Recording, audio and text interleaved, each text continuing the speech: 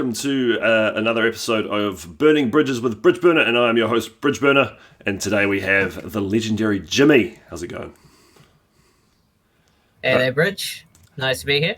No, it's a pleasure to have you on. Known you for a while now, and it's interesting. I remember, when I joined Doom World and first started getting introduced into the Doom community, and lightly socializing with people and starting to figure some things out, and this name Jimmy seemed to be pretty prevalent and popping up. And I remember reading somewhere, and I have no idea if this is actually true, but it does sound true, that if Romero's at the top of the list of contributors to Doom in terms of material creations, if he's number one, Jimmy's number two. In terms of, and you look at your body of work, both in terms of music and maps and everything and projects ran, and it's like, that does sound pretty true.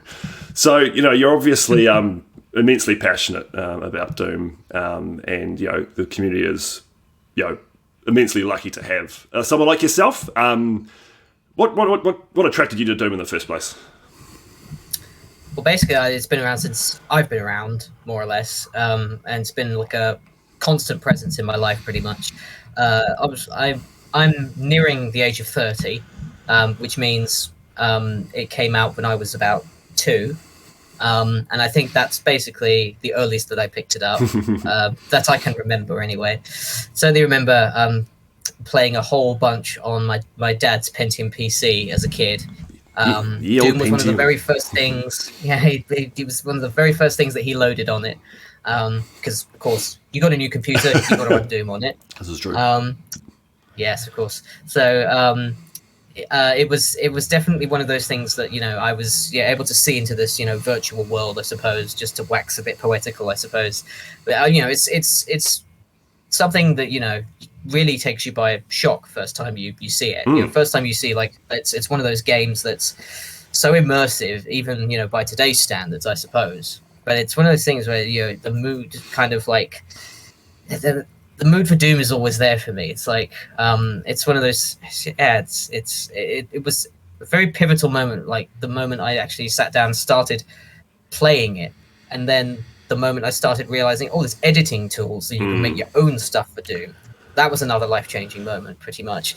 And I sort of dithered between Doom and a few other games for quite a while. I did quite a lot of mapping and editing for Duke Nukem, right? Duke Nukem 3D, and then I moved on a little bit to Starcraft.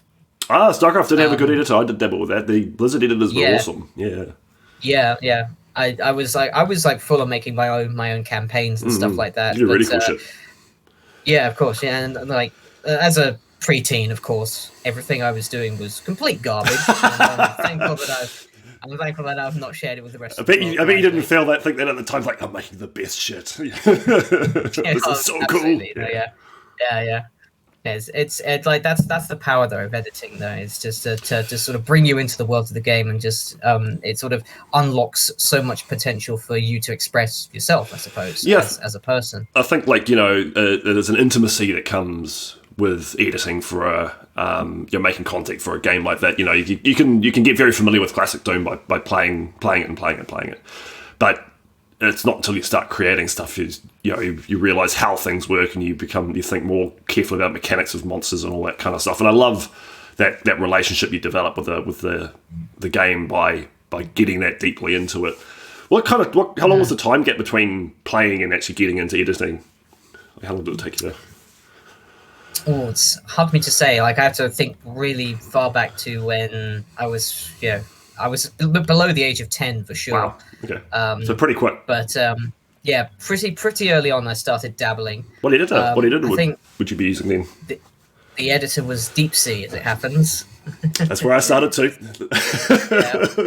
Fucking Deep Sea. Oh, those were dark days. We meme on Deep Sea, but it's amazing. It's like, this was my first editor. It's like, gotta thank Deep Sea for being around, for actually having a decent UI, and it's you can see it as the precursor to Doom Builder. It's got that same kind of interface. Yeah. So, what was the first thing you released? The first thing I released, well, I joined the community in 2006, That was I was part of the Skulltech community around when that was still around, and strangely enough, it wasn't like single player releases I was putting out back then. It was multiplayer maps. Your deathmatch and your capture the flag and your invasion maps, that sort of thing. For Skulltag, as soon as version 97B dropped of Skulltag, I still remember that version number so clearly. It was the most hyped up Skulltag release that probably exists. But yeah, it was touted with all these new features, new cool new power ups, loads of new maps. The new invasion game mode was part of it. Decorate support, which was huge. Yes. So that was huge at the time, and of course, I was super psyched. And as soon as it dropped, I was like, right, I'm going to start creating. I'm going to just get to work and crack on, because I dabbled a little bit with ZDoom modding before then, but I hadn't been able to sort of take those experiments and sort of translate them into the multiplayer realm, which is really what I was kind of aiming for at the time. Your custom weapons, your custom skins, that sort of thing. And then actual maps.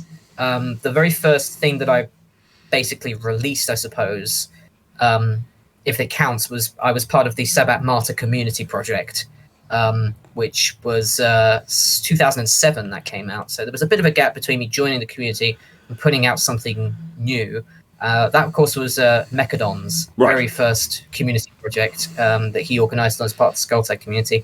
And I remember doing 4 maps, I think, for Sabbat Martyr Deathmatch. They're all shit. We're going to find them at Playlist. It's interesting that you started with multiplayer stuff. That was not what I was expecting, to be honest. And Skulltag, and kind of like the front runner of modern at the time. The newfangled stuff. But I guess that is often what draws people in to that. Is like, oh, new toys. I actually want to finally get something out. Very, very, very much so. Yeah. So, you've got a very long history and track record and catalogue of content now, and I'm sure you've gone through various phases. But when you sit down and decide I'm going to make something, where does that seed start? Is it are you more of I've got a grand idea and you plot and plan ahead of time, or is it let's see what comes out and just go with the flow, or both? I think nowadays my approaches has changed over time. So now I do a lot of planning beforehand, and that comes in the form of thinking up, what map names am I going to have for the project? What are my maps actually going to look like? What's schematically, what are they going to look like on paper? I draw a lot of stuff on. In fact, little bonus for you. So. Actually, this is a fresh new pad, and this is the first thing that I've I've drawn in it. Was that see at the top? Realms Deep. Yeah, I was going to say, is that your Realms Deep? Yeah, it is exactly. Nice, yeah. Nice. So that was all done in about 10 or 15 minutes. I just planned to draw some circles and some fancy stuff around that. So yeah, for people listening on the podcast, Jimmy's holding up a sketch pad with some scribbles. You're missing out on this golden content. It's going to be on YouTube. It will be on YouTube, so it will be a video as well. So people... yeah, so they'll have the visual there. Cool. Okay. I do a lot of planning on paper, and that can take the form of obviously map schematics, the 2D drawings, just thinking up. I do little word balloons as well for like level names, all that sort of stuff. Music selection as well. I think of that beforehand. Right. That's also quite important to me. If I have like a pack of MIDIs, for example, that I've downloaded off the internet, and I'm like, these are really inspiring, these are really interesting, I'm going to go ahead and put these in a Doom level set. That will usually propel me forward with the project. So you find that having a pretty firm music selection is quite important, and is that all the way down to this song for this map, or is it like I'm going to use of these 10 tracks I'm going to use 8, they've got the vibe I want? How specific do you get with that? Yeah, quite often it's the former camp there. It's because I often pair visuals with music. Like very often those two things go hand in hand in my head. So I'll say, okay, so level 1 will have this track, level 2 will have this track, and it'll sort of like in my head I'll sort of develop a kind of progression from like level 1 to level X. And like level 1, what's a good level 1 sounding piece of music, and I'll like take a look at what I've got and select from that. Okay, that one sounds like it'll be good for like the very first thing that you hear when you boot up the game. What is a good level 1 sounding track? What would you? It's like that's a great question. I'm still trying to find the answer. Exactly. I was just trying to think. Would it vary? It probably vary from project to project. But I'm trying to think. Like, you could go see. You could have something like jaunty like beat to energize the player and pull them in. Or if it's a moodier set, you could have something atmospheric to set the tone straight away. And I was just trying to think. Is there like a quintessential, opening track? And I think most of the time it's something pretty energetic for a lot of Doom. I would have thought. Yeah, you've got a lot of it has to like reel the player in with like here's our like first impression kind of song. You almost want like a hook chorus version of a song to like be earworm into them and have them like humming it when they wake up the next day. It's like, that was really cool. I think that's why I sort of struck gold a bit with Hate Machine actually. Sigil's first track. Yeah, it's because that's a catchy piece of music. Although it might surprise a few people to learn that it's actually quite an old track. I wrote it in 2015 as part of a speed MIDI project, which was one of my albums on Bandcamp. You can grab it from there. It's one of my 30 in 30 albums, which is my personal challenge that I set myself every now and again to do 30 pieces of music, allotting myself 30 minutes each for each track. So Hate Machine actually sprung from that. Like the original track was done inside 30 minutes. Turn out the speed meter is like, then Romero's like, yeah. Well, I think I might have prodded him in the direction vaguely of those albums as well, because I knew there was some pretty good stuff on there, but I didn't really think that Hate Machine would take off so stratuspherically. It's a great name for a track as well. Hate Machine. I think that's like, you hear that like, oh, I want to hear what that sounds like. Yeah. Well, like that was obviously a pretty fucking awesome moment for you getting up, because you got approached by Romero, didn't you? He headhunted you, didn't he? That's awesome. Yeah, so, he just messaged me on Facebook. Yeah. I bet you exploded when that happened. Yeah, I was just like, what? It's like it's him. It's Doom Daddy, John Doom himself, the man himself. And like having come off the back of actually having a chat with him myself, I think I know the answer to this question. But what was it like working with John Romero? Very, very easy, straightforward. Like he had a selection of MIDIs that he presented to me. He was like, "Is it okay if I use these?" And of course, I'm like, yeah. How fucking yes. You're virtually the reason these MIDIs exist in the first place, John. So I was happy, of course, to write him some new tracks as well, because he was after a title track and music for the intermission screen as well for Sigil. So I came up with those in about a couple hours. Like, I just knuckled down and was like, "Here you go, John." You didn't feel additional pressure writing them specifically for Sigil? Maybe a little bit of additional pressure, but it's sort of second nature to me now. I just love writing Doom MIDIs, and I know roughly what a Doom MIDI kind of sounds like, just in the classic sense of the word. Yeah, like obviously music is so fluid, and you can do virtually anything with general MIDI, and you can set any sort of tone and atmosphere that you want with general MIDI. Like if you take, for example, the Ancient Aliens or the Valiant soundtracks, lots of really cool stuff in those soundtracks, but to me, like, there's a very certain formula that makes a MIDI sound doomy, and I guess you could kind of sum it up in a few different ways, but ultimately, it's bongos, isn't it? It's bongos. It's bongos. It's bongos. Always bongos. It's like the Bobby Prince style blues progression is often key to it, and actually Primeval is a composer who's dabbled in this a lot. Like I worked with him on things like Reverie and Flashback to Hell, stuff like that. It's funny because I know Prime obviously through his OGG work, MP3, it's full of stuff, and it's easy to forget that he's got a big battery of MIDIs as well.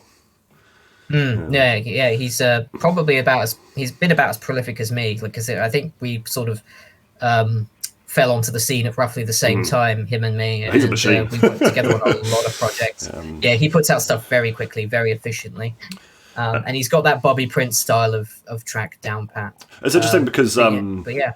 you talked about like those original Doom midis and the sound that Bobby Prince, and it does, like the midis, they have a very distinctive tone, and you're like, that's a Doom midi, like when it starts playing. Do you think, because everyone knows, or not everyone, but it's pretty common knowledge that a good chunk of the original Doom tracks are derived, at least quite heavily, if not outright stolen from old rock and metal tracks? And you mentioned blues, and there's like Alice in Chains, Den Bones is in there, and it's that blues-based rock rather than like classical based heavy metal that is kind of like the backbone of. Do you think that those original actual songs had a big impact and kind of set the tone? Do you mean for like my MIDI? No. So going way back to the beginning when Bobby Prince was writing the soundtracks, and was taking from Pantera and Alice in Chains, and taking snippets of that and recreating it in MIDI form. Do you see that as like an important element to setting what you call the Doom tone? Oh yeah, definitely. Yeah, it all pulls from hard rock and hard metal of the 90s and the 80s. I mean, Bobby Prince was a lawyer, so he knew exactly what he could get away with. I didn't know that. Yeah. No, he was very precise with very precise and very deliberate with his. I can copy this much. Yeah, from those old bands. Yeah, your Panteras and your Alice in Chains and all that sort of stuff. It was all like instrumental in setting that sort of sound, I suppose. And to an extent, that's kind of like where I like to go as well. Like a lot of my music can be described as MIDI metal, I suppose, because I am a bit of a metalhead. Jimmy's wearing a Harkin t-shirt. Oh yes, excellent band. Excellent band, yes. And I think it is a lot of like modern metal does tend to inspire me quite a lot. So a little bit of new metal here and there, a lot of modern prog, that sort of thing. Death metal, all that sort of thing is starting to inspire me a lot. It's amazing how versatile the MIDI format is, because you'd think it's like a chip tune, like it's you'd assume that it's quite limited in what kind of sounds you can extract from it, but you've got stuff like the Godhead Suite, which is a true prog masterpiece, and then 8079 wrote me a track for a community project called that was pretty much death metal. It's full of blast beats, and it slaps. Like you'd think it'd be too light or thin, or there wasn't enough variety and tones that you could extract to justify a 40-minute long track, but it can easily. Yeah, exactly. Yeah, I've experimented with that sort of stuff myself. I've done MIDI blast beats. I've done heavy drum rolls, like in my like Eternity Blitz soundtrack springs to mind. Lots of very heavy tracks in that, like very focused on the heavy down-tuned metal sort of stuff that you hear from a lot of modern bands nowadays. I did Eternity Blitz. I did Escalation Titan as well. That was all very much inspired by that sort of same. That's a hell of a soundtrack, yeah. I think it's very, very happy with Escalation Titan, how that all turned out. I think it is the MIDI drums I'm most impressed with as a drummer, and they have serious weight behind them, and double kick sounds awesome. Yeah, you can do these. If you got a decent pair of headphones, I have, which these are basically like noise cancelling kind of, and if you've got a good bassy sort of tone out of your headphones, that MIDI bass kick has just got awesome. such a throw to it. It's great. You hear it just. And like the tom rolls, big fills sound really good and really, really crisp and MIDI is great. You've mentioned that quite a bit of your stuff is done in those kind of like 30 and 30 kind of challenge settings, and you stream making speed MIDIs as well. 30 minutes is an insane length of time to write a song. How do you go about that process? Do you plan ahead of time and think, okay, I want a bit of vibe, or you just start writing and see what okay, I'll start with this chord and just see what comes out next? That is pretty much it. You just sort of you're taking on kind of the winds of your creativity, I suppose. You plop a couple of notes down and then you see where that goes. Mm-hmm. And sometimes that's led me to write really good things like Hate Machine. Sometimes it's wound up in some fairly memey offerings like dot mid. which was my attempt at writing an entire song in 1716 time. And shout out to the dumb MIDI names text list. Oh yeah, it's growing at an exponential rate, Yep. especially with you guys to feedback off of. Happy to contribute where I can. Oh yeah. So yeah, it's very much just I have to kind of let go of my inhibitions as a creator and just be like, even if this sounds a bit bad or just a bit shit or a bit samey or a bit strange, you kind of still have to run with it. Yeah, and you never know, like, even if you might think that there'll be almost guaranteed to be someone out there that goes, oh, this is perfect for my Doom map. Just because you don't think it's, you'll be able to compare it to your other 500 or whatever MIDIs you've now made. Oh, it hasn't hit the heights of these ones. But to someone who, isn't coming in with that, intimate knowledge of your catalogue and the emotional process you've gone through writing them all, you might feel a bit about this one, but someone's like, this is awesome, I'll use that. Yeah, it's exactly what has happened with Hate Machine, to be honest. Yeah, exactly. Perfect example. I didn't actually view it that greatly when I first wrote it, and look where it is now. Exactly. That MIDI's gotten actual live instrumental covers on YouTube now. Wow, that's insane. For a song that took me 30 fucking minutes to write. That is ridiculous and awesome.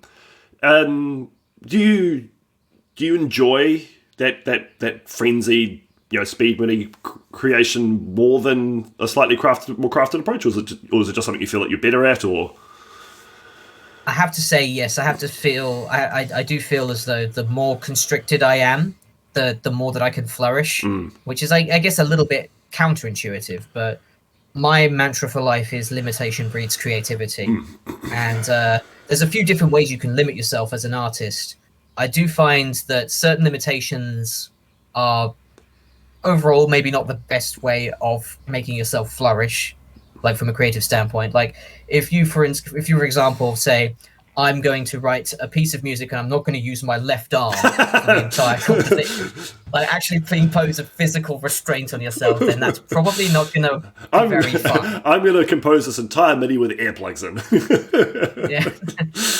Funny you should say that. There was one MIDI that I did, I think for 30 and 30 number 4, that I refrained from hitting the play button at all. I just played. Yeah. I just put some notes in, and I was kind of basing what I had on an existing piece of music. Right. It was kind of a remix sort of thing. So I knew what I was doing, but then it just came to hearing the whole thing, just laying the whole thing out and doing the little mixing and tweaks afterwards. And it actually was a very successful session.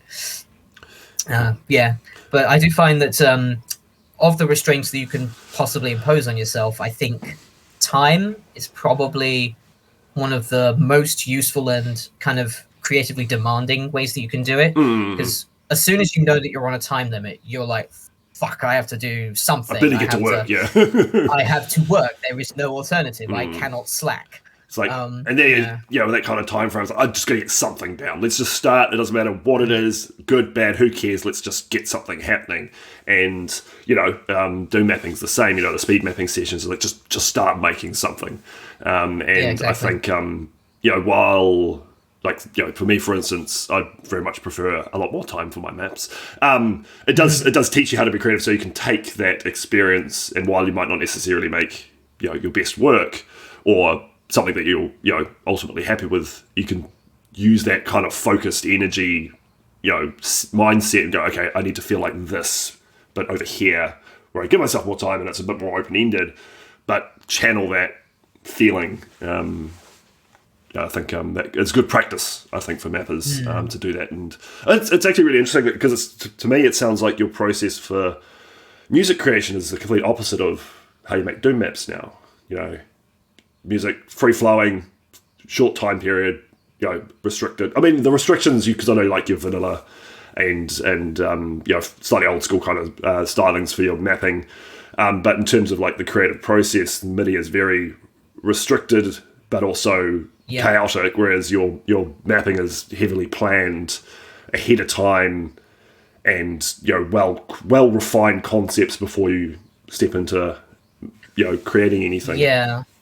I've often wondered how the two practices sort of like interleave, you know, like how they work against each other or work with each other. Because usually, if I'm not doing one, I'm doing the other. I do go through creative droughts. I do go through dry spells where I'm not doing either, and those are insanely frustrating. But usually, if I don't have any ideas for music, I can usually just venture straight into Doom Builder and just start laying things down and not think much of it. And similarly, if I don't have any ideas for Doom maps, I'll just open up my MIDI sequencer and just start noodling and see what comes of it. Similar to that can end up in being like a fairly large scale kind of project as well. Like if I'm like the one I'm doing at the moment with the Realms Deep map is actually turning into like quite a large map. It's a beast. Yeah, it's pretty exhausting, but it's also very fun. And I like having fun while I'm being creative, even if it's something that is actually kind of like draining me a bit, is ultimately the goal, I think. If you're not having fun when you're creating, then you've got to just work on your craft a bit and just see what else you can come up with. Fun comes first. So that's like, if you're a mapper or just involved in one creative discipline, it's good. Sometimes it is good to have like multiple projects that you can kind of bounce between. It's like, I don't have any ideas for this, but I can go work on that then. And sounds like you do the same, bouncing between music and mapping. Yeah, I do think it's better to have those separate disciplines. It's more important to have those than it is to have multiple ongoing projects for a single discipline. So you got to be able to balance what you can do, I guess, performatively. Also, if you've got no mapping juice, well, it doesn't matter which project you're working on. But you can then, you might have your music making juice might be full, so you can, because they are different, and particularly with yourself, they're different structures and different creative processes. Like, okay, this doesn't feel right at the moment. I will go do this completely different kind of style creation. Yeah. Would you call yourself a mapper who makes music or a musician who maps? Oh, great question. Fantastic question.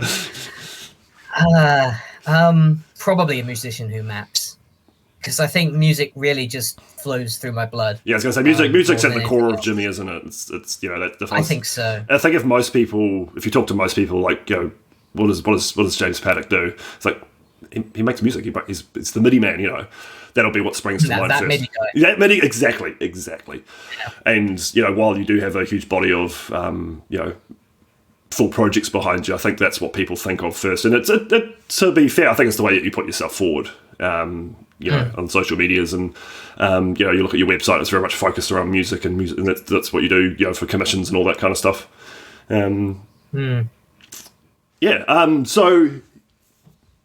springboarding over into mapping and such. We're talking about that restrictive time frame. There was one particular Doom project, and I think you actually might have mentioned it on your stream earlier today, but Deathless. Yeah. What the hell happened there? I'm still trying to figure that out, Rich. So for those of you who don't know, Deathless is a full 4 episode? 4 episodes for Ultimate Doom, yeah. Made in 9 days? 9 days. Yeah, so... Well, 3 episodes made in 9 days. The 4th episode was made before it. So that came first. Right. Then the preceding 3 episodes I fleshed out inside of 9 days. So that's roughly 3 maps per day. Ridiculous. Don't do it. Don't try this at home. Yeah, not super recommended. Although with half the world on lockdown, people might have time to try this. Was that just something? Did you just sit down and start churning things out, or did you kind of psych yourself up for it? I'm going to do this. There was a good deal of psyching myself up beforehand. In fact, I've got a whole thread on Doomworld which kind of documents how I did it. It's called How I Learned to Stop Worrying and Start Mapping. That's right. Yes. And that was a thread I put up a short while after Deathless's release, and that basically documented how I was. I knew that I was going to make this thing. First off, it wasn't just a spur of the moment thing. Did a lot of planning, drew a lot of stuff on paper, came up with some map names. Figured I would probably go with vanilla music for a lot of the maps. And maybe make some tweaks in the music roster that sort of suited the whole thing. But but there was a lot of planning beforehand. I did all the graphical work first, as it happens, because I did this for Ryathan's Nano Wadmo, which is it's not an acronym that makes sense. It's National November Wadding Month. Yeah, because that's based on NaNoWriMo. I think was the original of those concepts, but there's all sorts of creative communities have the equivalents of make a thing a day for a month, which is really, really cool. Yeah. So it was hosted in October 2018, I think, and I basically went ahead and said, you know what? I've just put out an episode 4 replacement for Ultimate Doom entitled Griefless. Let's expand on that. And a lot of planning went into that. A lot of build up towards that day that it started off, which was the 1st of October 2018 is when that all kicked off. So the lead up to that was me doing all the graphical work, sorting out I'll change the level, names and the skill names, and I'll sort out what the maps are going to be called, what music's going to be featured, what's the sort of the vibe that I'm going for a lot of these maps. And I sort of settled on Twid Plus, I suppose is how you would call it, the way it did, plus a bit of my own flair. Yeah. So, there was a lot of forethought that went into that. And then as soon as the bell rang, I was just away. Did you ever feel like you weren't going to achieve your goal, or did you? Did it? Yeah, or did you just find that you just got into it and it all just flowed? It flowed pretty well. I think I did wind up taking a couple of days break, so it was inside of 9 days, but 2 of those I didn't do any mapping. Right. I just drew on paper or sorted out some, They're still working on stuff. Editing in Slade or what have you, anything except putting any lines down in the editor. So, it was really free flowing. I had fuck all else to do that month. I think you no social obligations at all, because I was long finished with my university studies by that point. Wasn't even with an ensemble or anything like that, so I had nothing really to fill the time out. I knew that I knew that I had all this free time ahead of me, and I just thought, well, might as well use it. But yeah, it did turn out that I was staying up very late a lot of days, just mapping, just tweaking little lines and vertices here and there. I was going to sleep and I was dreaming of moving lines around.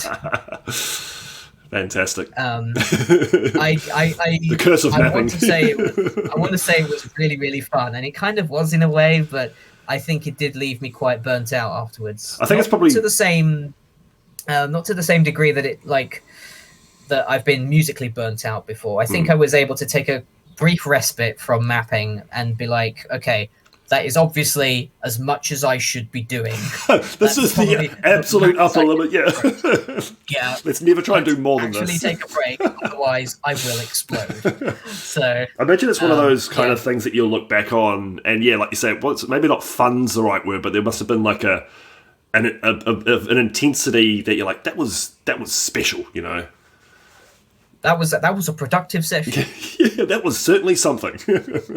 And I got things were done. I think the probably from my perspective, or for everyone else's, the incredible thing is the maps are good as well. They aren't shitty one room memes. They're like you said, you planned it really heavily beforehand, and you must have just perfectly nailed the scope of each map down. Made sure they weren't small and pointless, but also none of them were too big and got out of hand of shit, it's taking me a whole day to make this one map.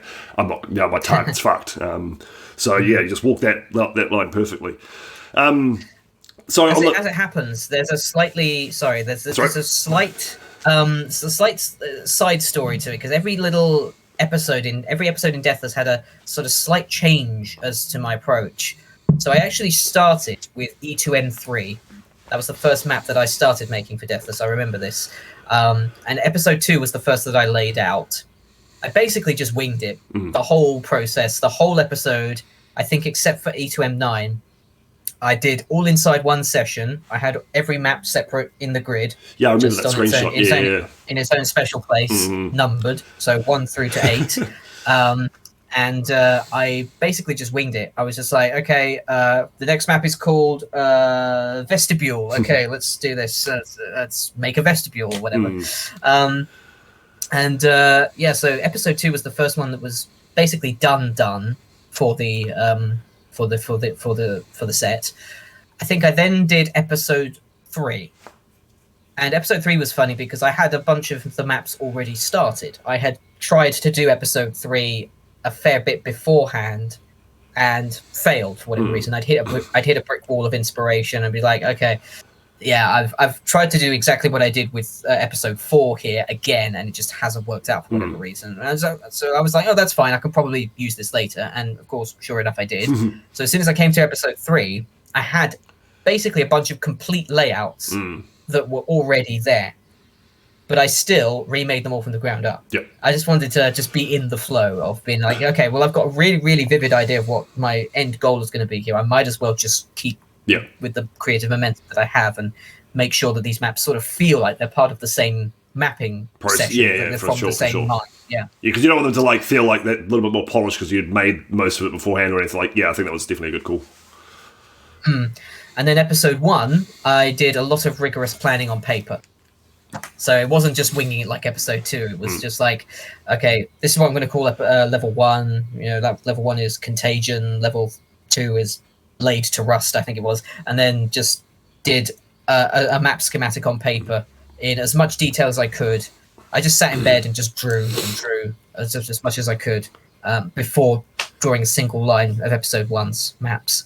So the approach was different for all the episodes, and that probably I don't think it hurt the project. Well, I was going to say, I actually think that would have helped it, just thinking about that, because if you're trying to do it the same way for all 27 maps or whatever it is, you're probably going to run out of energy for that process at some point and go and like hit that wall and go, shit, how do I go forward from here? But by mixing it up in these 3 different kind of tranches, say that organic process, that free-flowing stuff you did for episode 2, that there's a good chance that that wouldn't have worked by the time you got to making episode 1. So by planning it and knowing exactly what you were doing ahead of time, you had that slightly different process, and like they're much more structured in terms of, and then episode 3, I was like, you had like a seed to build off and a clear visual concept, not so much planning, but a clear picture in your mind. And I'd say that was probably a big part of why you actually managed to finish it. Yeah, definitely. So, on the flip side, Jimmy's not just about about the speed. I think for me, my favourite thing that you've made and the thing that has impressed me the most is Faithless. Okay. And partly because I've never played any other heretical hexen content, so that just stands out on that regard. But I can certainly appreciate from a technical standpoint the sheer amount of like work and thought that goes into hub style mapping like that. I thought it was incredibly fun, really nice melding of vanilla stuff but modern with UDMF and scripting and all that kind of fancy shenanigans. For me, that feels like a real magnum opus kind of project. How'd you start? Like, because you'd made one episode and then you decided to expand on it, or were you always planning on making a trilogy for that? That's the thing. It was one of those things where it's basically what happened with Deathless all over again, but for Heretic. And over 18 months. It was a fairly long development cycle, but so Faithless episode 1 was definitely the first one that I brought out, just having finished it all, and like that, this is our finished project from start to finish. And I did that in record time as well. I think that took me 9 days, and that was like maybe 9 or 10 days. And it was only like nine maps at the end of it. But those days were also spent like learning the ins and outs of the hub system as well, because I had never really done anything like it before. Very different beast. Oh yes. So I've touched on UDMF mapping before. Of course I have. I've done it for Adventures of Square, A Boy and His Barrel, a bunch of other stuff.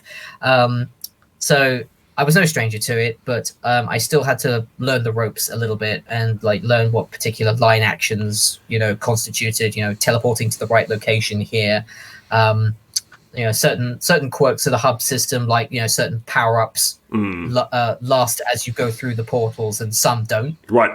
That's interesting. Which was a bit strange to figure out along the way. There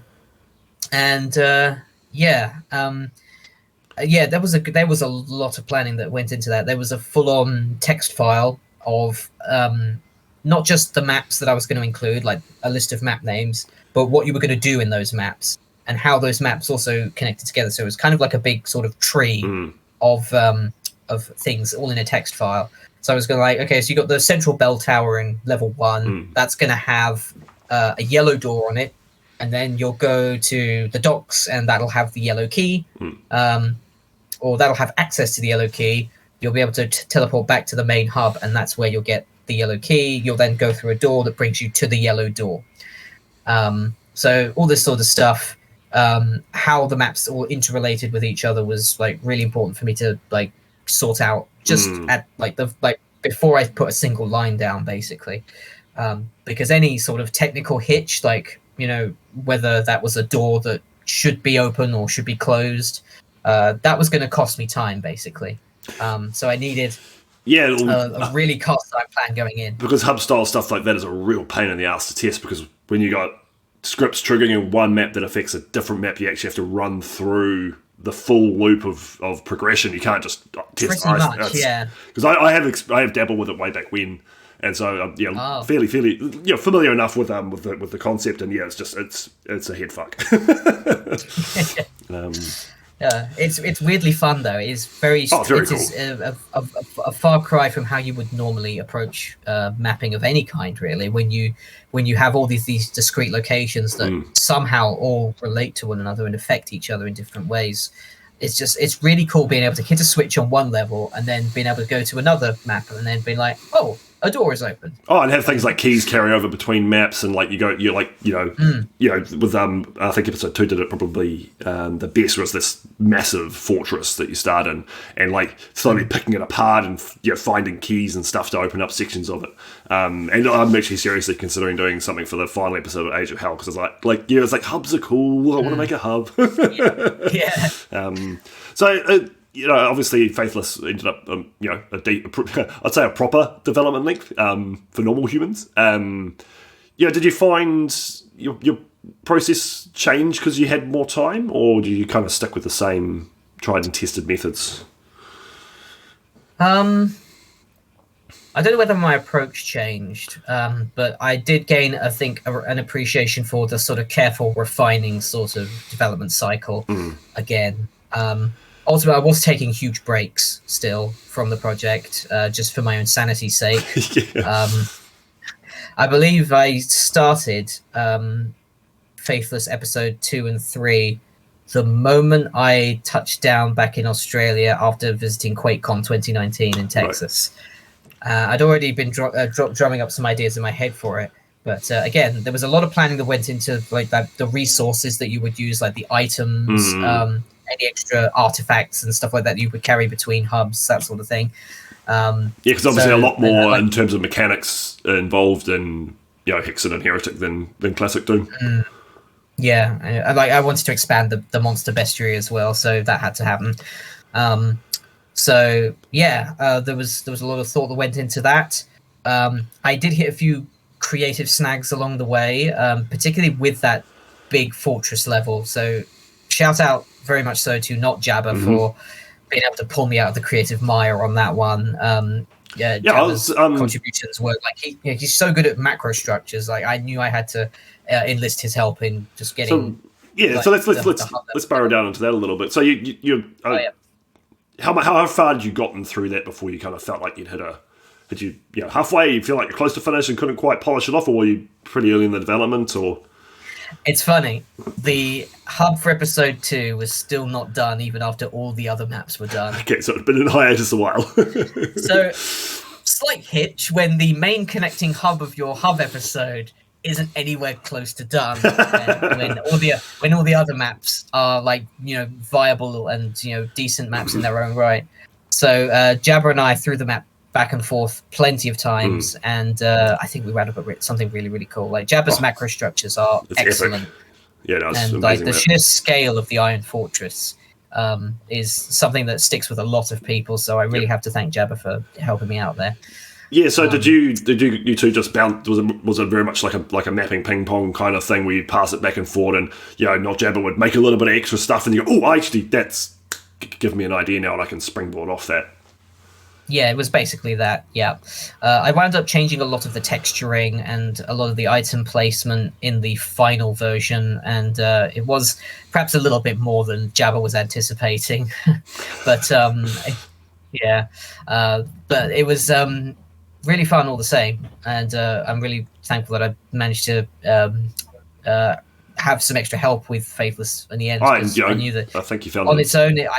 On my own, I think it would be I would have probably struggled, honestly, to make a map of that size on my own, and it would have taken so much longer. Well, you're saying with your Realms Deep map, which has ended up very, very, quite large, that that kind of scale of map you find, I think you used the term exhausting. Yeah, it's I do struggle with large stuff. Like if I'm making a short map or a speed map, I'm in my element. But anytime you ask me to do make a 6-key layout, Jimmy. I think I've only done one 6-key layout before, and I think it's episode 1, area 7 of Square. Why do you think that is? I think I just struggle to picture more than 3 serious key components in a map. I don't know what it is, but it's one of those things where if an area has to interrelate with another area because there's a color coded artifact and door that you have to locate, then I can usually pinpoint how those two items are going to crisscross across the whole map, how those two things are going to interrelate. And then the more of those elements you bring in, the more you kind of have to open the map up as well. So say you have a red, green, and blue key. You have to find the blue key first to open the blue door, and then that gains you access to the green and the red. And then from there, you can take a path non-linearly to either destination, and then find your way back to the green or red door in any order. And then I think linearity is something that's generally frowned upon in level design. There's that classic meme where it's the modern shooter is just it's just a single line. See, I'm gonna argue with that one because I like linear maps. Yeah, there's nothing wrong with linearity as a concept. There is a tendency for modern games to lean on it quite heavily, but again, there's nothing really wrong with it. No, I think because your maps are generally quite intertwined and non-linear. As a base kind of design concept, I think that's a pretty common design trope across your work, and you're very good at progression cycling and making it not too confusing to navigate. And if an idiot like me can get through your maps, then you're doing good there. But you do it's interesting. You look at something like Doom Eternal, and if you it feels pretty non-linear most of the time, in terms of visual presentation. But you can draw a straight line through those maps. Even something like Super Gorness, which is a kind of classic Doom 3-key journey. And huge, you loop through areas and you see them from different angles and stuff. It is a straight line progression-wise, I think you are quite good at that genuinely non-linear progression design. And I think I can see how there's a point where you start struggling to hold those loops in your head. Do you think that's got something to you kind of in terms of your internal visualization is an upper limit to how much you can kind of capture? I think there probably is an upper limit. Yeah, I think with a lot of Faithless's maps, I was able to picture. Okay, so the hub map is going to have, say, episode 3. That's got exactly what I described before. It's got the red, the green, and the blue world, and you can visit any of them in turn in any order. There is a sort of you get the blue key in the red world and the green key in the blue world, right, yeah. And the red key in the green world, that sort of thing. There is a bit of that going on, so there's a bit of linearity in there. I don't think anything is really truly non-linear, if I'm honest. There's a lot to be said for having a specific goal at the end, and then just being able to pick any path you like on the way through that. I mean, that's still a point from A to B in a sense. You could definitely argue that at the end of the day, it's always a linear path that you've taken. Yeah, exactly. But that different people can take different paths. But in terms of strictly speaking, it is still a a straight line between your various goals. I think that's a really important thing when you do have those forking layouts and choices that the player can make, is to make it very goal oriented. I think when non-linear maps often fall down, it just feels like you're wandering around and you don't know why.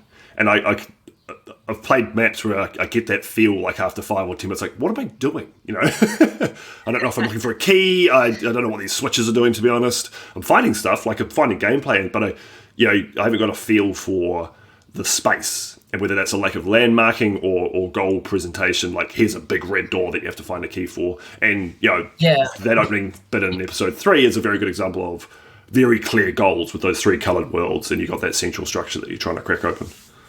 There's also be said for being able to go through a world and feeling like you're actually changing it yourself. Yes. Yep. And that you're able to see, the fruits of your labours, the results of what you're doing immediately, 100%. Basically.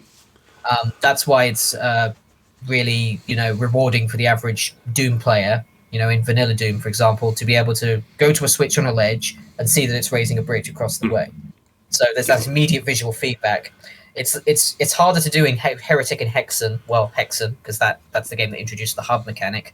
But if you have a switch that prints a message to the screen like a thing happened somewhere, you've solved 1/6 of the puzzle. That's the polar fucking opposite of the switch bridge dynamic. So it's so difficult, really, to strike a good balance where you're able to give the player a set goal in mind and then take them to another location where something has happened that they haven't been able to witness happening firsthand. And that's why with Faithless, every single message that comes up on the screen when you hit a puzzle switch says a very specific event happened at this very specific location, like a bridge has risen in the ice fortress or whatever. Yeah, and I think also like pairing that up with item-driven progression, like you have found the key or this planet gem or whatever. It's like, okay, I've got 3 of the 5 that I need. I know where the door is that I've got to go put it in, and like because that kind of stuff will hopefully lodge in the player's mind. Yes, this goes over there. I've got to go back there now. Yeah. And usually those things that they've got to return to have to be pretty, eye-catching to begin with, even if they're not necessarily things that are immediately in front of them. Like you've got a big chasm, and you've got like a good example of this is episode 2, map 7 of Faithless. Is that ice map A? It's map 6, so but it's the ice mountain map. You've got a big chasm that you've got to bridge somehow, and you've got to stand on a little stone thing on the floor that says you will need wings to bridge this gap. Yes. And as long as you figure out how to do that, that's the game telling you immediately what the solution is. And it's just like you will need wings to bridge this gap. Like it's just kind of obtuse enough to make the player go, I wonder what that means. And by giving them that kind of mystery, it helps that event become memorable. And of course, like visually, it's very arresting as well. Like you got the big gap, like I can picture it now. I think like that kind of stuff is is really well done, because as you say, it is tough when you've got that hub system to keep the player moving in a progressing satisfyingly. Exploration-based stuff, you want them, maybe you do want them to be lost for a little bit. Or have to explore and wander around and go, where am I going next? Maybe a little bit of that kind of stuff is not a bad thing, but you can't let that linger. People get bored. Of course. Yeah, this is why I do quite like getting lost in video games sometimes. Like there's the sense of getting lost in a game as well, in like a sort of psychological sense. A sense of immersion. Yeah, but being really truly immersed in the world that you're in, feeling like you're a part of that world. And that's why I don't mind getting lost in big maps like in Hexen. Yeah, for all of its flaws, I really don't mind Hexen as a game. It's a great game to get lost in. It's actually like I love the different settings like Darkmere and the ice map as well. Not the Guardian of Ice. The Guardian maps in the first hub are really rubbish, but no, there are lots of the Castle of Grief is a great map as well. That's a really well designed map. That's just this huge sprawling fortress that is very easy to get lost in, and it's basically a glorified switch hunt. But there's lots of different levels and mechanics in the map that make it interesting. You're like, oh, I'm affecting this now. And you find a certain switch. But yeah, that's why I don't really mind getting lost in a game. Is like if I can just imagine myself being part of that world and being like a weary traveler who's adventuring through all these dark passages and these ominous towers and things like that, and I'm like using my skill and my cunning to unlock certain parts of the world. That there's a real sense of reward there just on its own, just in the exploration factor of the game. Oh, and there's whole games built around that. Like I'm thinking of the Tomb Raider series, which is not a game I don't like that kind of stuff. It's not my thing. But there's obviously a market for it, and lots of people that enjoy it. And there are entire games that are built around that exploration and figuring out things, and still action based games, but really putting a lot of energy into making a convoluted and deep world. I think one of the reasons why something like Faithless still really worked for me is, and this goes back to what you're saying about you've got like an upper limit for how big you make a map, and the size of the map that you tend to make works well with that kind of design style because they're not enormous. You're not wandering around for 30 minutes, you're wandering around for 3, and you can generally find that next progression point quick enough for someone like me who has got the attention span of a goldfish, but still having that sense of immersion. And Faithless nailed that. I was pulled into it, particularly episode 2. I think you can feel the fact that episode 1 was made quicker. It's still really high quality, but it's when you get to episode 2 that it opens up like a flower. And then you got and that's the biggest episode. That was the longest, and then episode 3 is like the big punchy finish.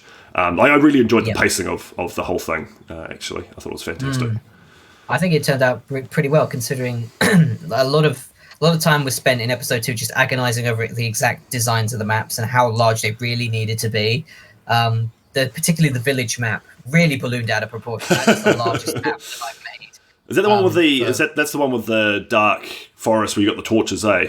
You have to light the... Yes. Yeah, that was a big map, Yeah, there's lots going on in that map. It's basically the second hub of the hub episode. Which worked quite well, because to make a village feel like a village, it needs a certain number, but otherwise it's just a cottage, and it does give that, it felt like a full, town almost, and I thought it was fantastic. One map the specific one that I do want to talk about is the time travel map, because that thing is one of the fucking coolest things I've ever seen. Where did that idea come from? Oh, it was, do you know what? That's episode 3, the secret level, Phoenix Chapel. It took me probably 4 or 5 different attempts to get that map working the way I wanted it to.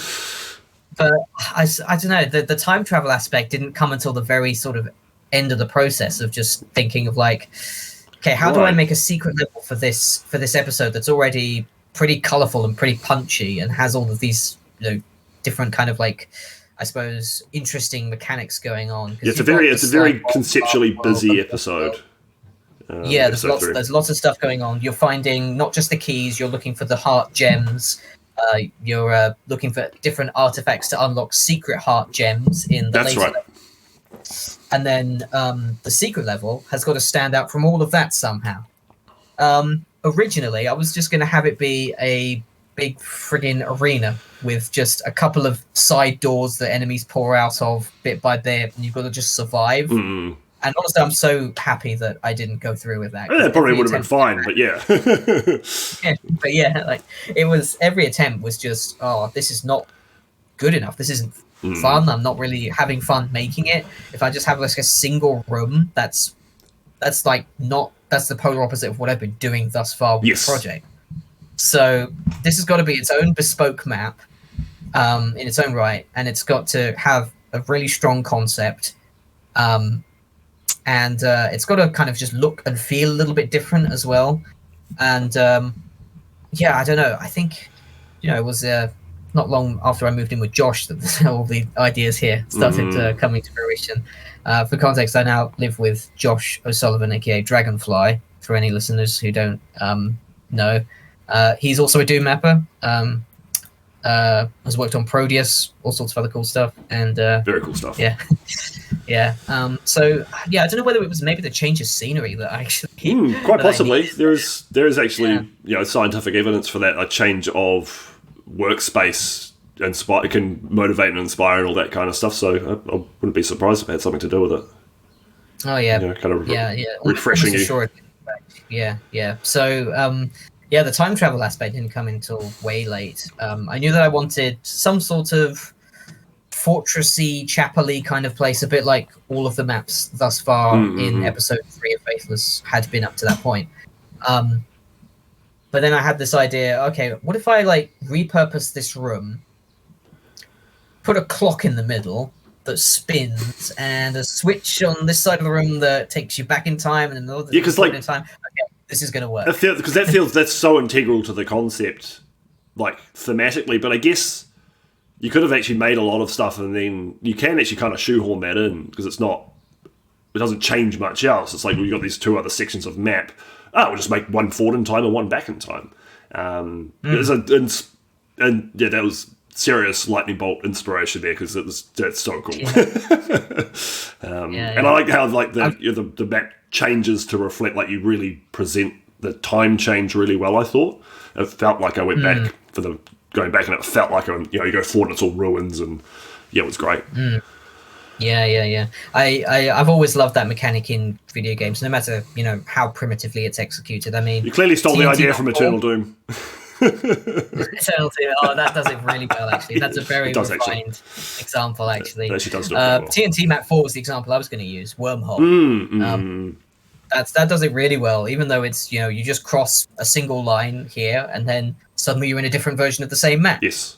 And it's an entirely optional wing of the map as well. You don't have to go through that section, but it's still such a cool concept. That it's even if it's a little bit undercooked, it's still so cool. It's great. And it's so easy to do, even with Vanilla Doom as well. Yeah, just like you say, just see a teleport line and you just copy the map over and just change shit. And going down does it in one of the maps. There's not so much a time shift, but it's a hellification of the text space and you flipping back and forth between those 2 spaces. Well, it does actually present itself as a time warp kind of thing. Okay. It does. Yeah, you step onto a central platform and you basically travel forward in time to a hellified version of the building, just so you can go into an office to grab a yellow key behind the yellow door. Yes. And then you come back and you come back in time. And then, No, it is an awesome concept that we can name a few good examples, but it's not like something that's been done to death, and it's not a worn trope for sure. I think the icing on the cake was the spinning clock. You saw that animated text, I was like, I like this. Yeah. That was good fun to put together, that whole thing. For sure. Can't have a conversation with Jimmy without talking about things that are square. So, obviously, I've got Faithless. I still hold as for you, as your personal individual works, as your magnum opus project for me personally, from what I've played. And but Adventures of Square is obviously another massive undertaking, but it's a bit different. You've got a team, and I actually want to. We won't talk too much about specifics about Square because I've got an interview with Entrop coming up, and I actually think I'll get both of you on at the same time, and we'll do a deep dive on Square then. Yeah, sure. So I think that'll be quite fun.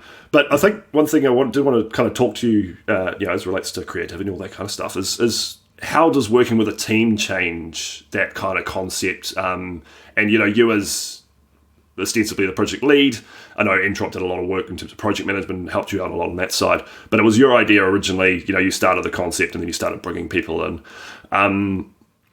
Did that? Obviously that helps. More people make. Many hands make light work. More people helping, less pressure in terms of physical work. But from a creative perspective, did having more people involved make it easier to get ideas out and get them put down, or did it slow things up because you had to talk more, or was it just kind of different? Well, I suppose it was a bit of both. Certainly there was a little bit more conflab that we had to do between each other to make sure we agreed on certain parts of the plot and how certain game mechanics should work. I remember the whole talk about the vacuum mechanic of episode 2. We must have debated over that for months. Like and specifically like what power up should we use and how long they should last, and should we have these respawning stations where the items keep popping back up so you can continue to go across. Yep. So that was all very deliberate and very closely talked about amongst all of us as a team. Well, it's quite an integral mechanic. You want to get that right. Yeah, absolutely imperative that sort of thing is got right, especially when it concerns like, if you do this wrong, sudden death for the player. Yes. And then there's that big open map where it has those stations scattered around it, that enormous map. And I think that one in particular would have suffered badly if you guys hadn't nailed the timings of all that and exactly how those respawn stations would work. And I think you got it right. That's one of the things about being in a team, is that a lot of it has to be we all have to unanimously agree on a certain thing. Compromises do have to be made, sacrifices, etc. But ultimately, I've really enjoyed working with the Big Brick team. It's a good team. It's a very good team. They are an immensely talented bunch of individuals, and the Adventures of Square would not be what it is. Well, the proof's in the pudding. It's a hell of a game, and immensely fun and very well received. So, the end result is definitely there. Did you find that you had to kind of put your foot down at times around your vision, or was it did it stay fairly collaborative? I think ultimately, like, the team, ultimately like pretty respectful of my creative wishes and of my creative vision, I suppose, for the game. Yeah, you want people who at least are partially on board with what you set out as creative director. Because you don't want to be surrounded by yes men and sycophants, because debate leads to better products. But you'd want, like you say, a base level of belief in what you are creating that would hopefully head off any potential genuine disagreements on creative direction. Because obviously I've gone through a similar thing with Age of Hell, of slowly gathering people, and I agree working in teams is a hell of a lot of fun. And I'd say that like with when you got Lot Jabberin to help out with that map, having other people around you to help bounce ideas off and open up that kind of avenue. There's always something that's being worked on. So while it's not like with you, bounce between music and map making, maybe I can't go and make monsters, but I can talk to Mr. Cat about it and give him ideas and go at least help out in some way, even if I don't quite feel like putting some lines down. So there's always, I think you've always got that kind of creative bubble going on. It's burbling away. There's always something being created. Yeah. I tell you, it is fun being part of a team where the central focus of your game is terrible puns. There we go. There's the core premise of Adventures of Square. It's not about making a fun. It's about the terrible puns. And I 100% agree. and when you have people on board the project who are as passionate about bad puns as me personally, that turns it into a very, very fun environment. I'll tell you what. The very finest pun that we ever came up with was because of one that Alfonso brought to us. He's an Australian. He lives in Australia. Apparently in Australia, there's a thing called Jimmy's Thunderbox. Have you heard of it? No. It is a portable toilet that they take onto construction sites. And Alfonso raced into the IRC channel, apoplectic with excitement as he had discovered this thing. And he was like, Jimmy, it's called Jimmy's Thunderbox. It's a box. It's square. It's a toilet. We've got to put it in the game somewhere. Must be. And then I suggested, okay, how about we don't have any construction site maps for episode 2 planned, but I could put there's a laboratory map that I'm working on for episode 2. Could put a little campsite beside it, towards the exit. And I was like, what if you went into one of the tents and you were able to pick up the toilet and wear it as armor? Is that where that came from? Yes. My goodness, that is some deep lore right there. I love it.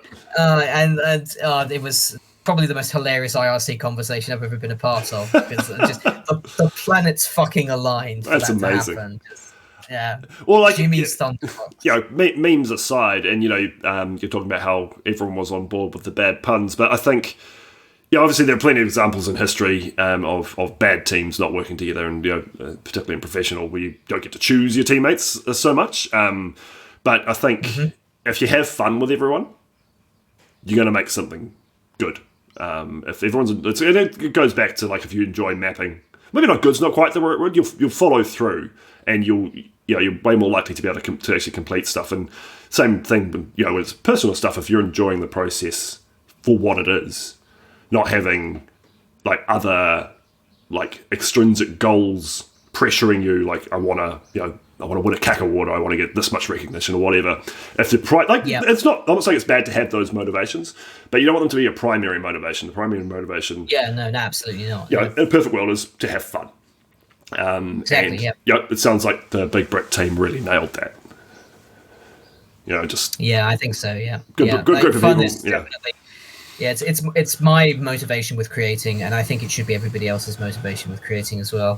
Definitely. If you're not having fun with what you're doing, find something else to do for your own mental sake. Particularly, this isn't a job for most people. This is a hobby. This is a leisure activity. You should be enjoying yourself. Right, yeah. And I always get these, like, obviously there's times when you struggle. And, when it's creative blocks or and other, real world issues stopping you from being able to progress, or you're not happy with what you're making for whatever reason, like, it won't always be fun, even for people who can really grab hold of that. But, if you're enjoying yourself, you'll keep doing it. And I actually think you will make better things. Like, you get in those kind of frenzies, you start making a thing. And actually, this was a question that came up on stream for me last night. And, what's your favourite part about mapping? And, apart from all of it, it's that moment where you have an idea and you start picturing it and visualising it. This could be cool. And you start building it, and you're picking at the map editor, you're like, okay, this is going to be nice. And then there's a point where, or at least for me, where that visualization has become just real enough to be able to see the path all the way, to follow it all the way through. Yes, this is going to work. Yes, this is going to look awesome. And for me, I think it's that moment, and that's that excitement that it's like, this is going to be cool. Exactly. That is my favorite. I tell you what, I actually get sort of itchy and restless as soon as I've attained that level of clarity in my head as to what I need to make. Yes. I need to be making immediately. Yeah, exactly. And that gives you that energy, and you are more creative in that state, and it's everything. It feels like everything you touch turns to gold. And I think people like you and myself are quite similar in the sense that we can hit those notes pretty consistently. That kind of prolific energy, and people like Primeval with his music making, I'd imagine, is pretty similar. And there are those people out there that can consistently, at least outwardly, like I know that you do struggle with Mapper's Block and creative stuff like that at times, as does just about everyone. But outwardly, Jimmy makes a lot of shit in a way that people go like, wow. Going back to that whole team concept, I think that can become a real incubator for that energy, because, again, you might not be feeling it, but someone else might be feeling it, and then you can get excited about what they're making. And it's like, when Mr. Cat makes a new monster, or Bimmy comes out with some new voice lines, these are awesome, and you can find that energy, that fun factor, in other zones, and then hopefully take some of that energy into your own work. Yeah, definitely. There's a lot to be said for the team spirit and of making sure that you as a creator aren't just creating in a vacuum. Because if you just stick to being a lone wolf for your entire career, you're probably just going to wind up being a bit miserable, or just getting a bit sick of your own company. Exactly, or just fizzles out. Like you just, that's not necessarily a bad thing, but I think you will lose that drive because you're like, you just get kind of bored. Yeah, I'm going to go play a different game now. It's definitely. I mean, boredom is the killer, isn't it? And in an activity where you're supposed to be having fun and stimulating yourself in a sense that you can continue to maintain that as an activity, like creativity leads to further creativity, doesn't it? So that's why other people become paramount and that's Yes. why working within a community like Doom World, or just like the Doom community at large, just becomes so important to, like, for me personally, to maintaining my creative drive and my spirit to keep giving and doing things outwardly. No, 100%. Because I've been dabbling with the mapping for a decade and a half or whatever. All those previous times that I made some maps was in isolation, completely by myself. I might have shared it with a couple of friends. And while I've got no regrets and I always enjoyed it when I was doing it, there was inevitably, I'm over this. Let's go play a different game. And if you look, normally when you're playing a game, you bounce between games. So in order to keep creating and keep the energy up to do that for, you've been doing it for 15 years, you need some sort of... You said 2006? Is that 15 years ago? 2006 was yesterday, right? Yeah, it was. Sorry, but the last year or so. Yeah, that's more like it. Yeah, okay, sorry. I'm not old. No, neither am I. I don't have ever-increasing amounts of grey hair. I completely forgot what I was saying. So the community element, like, even if you're not specifically working in a team, you're still kind of immersed in that environment where you can bounce ideas off people, get people to help test your stuff, and I think that's an important process to go through. Even if you're just making stuff by yourself, solo creator, get a testing team together, and the same people for the next project, and you can still build that team energy. Quite maybe not easily is not the right word, but it can definitely be done without having to put yourself out too much. So. Perfect springboard into the first of the questions. And this is a question from Jimmy for Jimmy. Where the fuck is Square Episode 3? You don't have to answer this one. Sorry, I've got to take a really important phone call right now. Sorry, I've got to take this. No, I think it's definitely the world is waiting, and we'll wait patiently. And that might be something to go into, I think, more with Entrop as well. What you guys' plans are for the future. But it is definitely something that we're all very much looking forward to. And you are planning on making a third episode, aren't you? Yeah. Yeah, good. As far as I know. Yeah, as far as I know. Yeah, it's like, that's still happening. We're very excited for episode 3. Yeah, I am too. Whenever it appears. I imagine it'll be the kind of thing, once the wheels finally, de-rust and the cogs start whirring, I imagine it would happen. It would come out relatively quickly. Knowing you're prolific, everyone on your team's a pretty prolific worker. The base, the base is already there. The foundations with the other episodes, so it's not like you're having to cook up entirely new, concepts and stuff. So, rubbing my hands. Yeah. Can't believe you asked me my own question. Put it in the list. My own fucking meme question. Here's one from Don. So if anyone has any questions in the chat, drop them in the chat there, and we'll get to them as well. We'll work through the early list. This is a good one. Godhood Suite.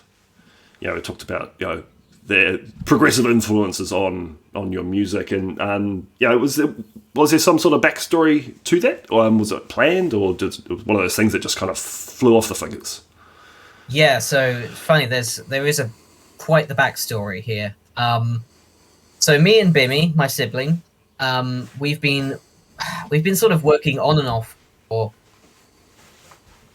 over a decade now, easily, on this little sort of fictional world that we've got, the sort of creative writing project that we've got going on called Godhood,